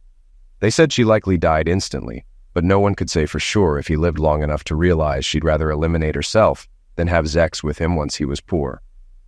I can't imagine what that must have felt like, but I hope he had at least a moment to think about it. I spent days being angry at Melanie, not for what she did to me, but for her daughter's sake. As messed up as Melanie was, her daughter needed her. No, April hadn't given me any indication they were close. Probably the opposite. Still, she was a lost little girl. The one time she came to see me, she didn't remember me. Not the real me, at least. That surprised me. I thought she'd be old enough to recall. But memories get replaced by lies when you hear them enough. She didn't believe me when I said we were once happy, that we were once a family. Now there was no one left who could confirm it. One picture on a wall full of hundreds didn't and wouldn't change her mind. She was bitter at Melanie's funeral, which I understood. Unfortunately, months later, I was still enemy number one with no hope of changing her mind. When the ruling came down and her inheritance was essentially lost, she stormed out of the courtroom, barely avoiding a contempt charge for her profanity-filled tirade. That was the last I saw of her, and I don't hold much hope of seeing her again. The bond I had hoped we would always have seemed as fragile as the one between her mother and me. But maybe fathers and daughters are different. Maybe the Davises didn't completely poison her against me, and maybe one day she'll realize she can always count on her dad. Or maybe she'll find her way in the world. Perhaps she'll find her soulmate, someone who won't give up on her. As I sit here, looking back on everything, I realize that life isn't some neat, packaged experience with a predictable ending. It's messy, it's complicated, but it's also full of moments that define who we are, even when we don't know it at the time. That's what this story has been. A series of choices, some small and others monumental, shaping everything I am now. I used to think that I was a sufferer of fate, that the collapse of my marriage, my career, and my sense of identity was something that happened to me. But now I see it differently. It's not about what happens to us, it's about what we do in response. I've made mistakes, but I've also learned to take responsibility for them. That's what I didn't understand back then. We all have the power to rebuild, even when it feels like the ground has crumbled beneath us. Melanie. There's so much to say about her, and yet nothing at all. I loved her once, deeply. We shared something real, and maybe part of me will always wonder if we could have made it. But I know now that love isn't enough to overcome betrayal or the slow erosion of trust. She played her role in my downfall, but in truth, it was my own blindness that allowed things to get so far. She wasn't the villain in my story. Neither was John Davis. They were just people, flawed and broken like the rest of us, trying to navigate their own lives. In the end, it was greed and pride that brought them both down. And the irony of it all is that I've walked away from this mess stronger, while they've been destroyed by it. Julie, well, she was never going to stay, but she gave me something I didn't realize I needed, a reminder that there's more out there for me. Her presence was a fleeting comfort, and maybe that's all it was meant to be. I'll never forget those months we spent together, but I'm not naive enough to think that she was anything more than a temporary balm for old wounds. Now, as I look at where I am, I see the path that led me here wasn't a straight line. It twisted and turned through heartache, loss, discovery, and eventually peace. I've traveled the world, seen things most people only dream of, and somewhere along the way, I found something resembling closure. Not with Melanie, not with John, and not even with my daughter. That will take time, maybe more than I have. But with myself, that's where the real journey ends. I don't expect April to come back into my life. She's young, angry, and has her own demons to face. But if she ever does, I'll be here. I'll be ready to tell her the truth if she's willing to hear it. Until then, I'll keep living, keep writing, and keep proving that the best revenge isn't about tearing someone down. It's about rising up, rising from nothing. And I did rise.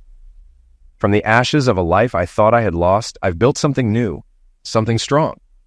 Maybe that's the lesson I needed to learn all along, that no matter how far we fall, there's always a way back. You just have to be willing to fight for it. So, what's next? I don't know. But for the first time in a long time, I'm not afraid of the unknown, because I faced the worst of it, and I came out the other side intact. Maybe even better. And that's something no one can ever take from me.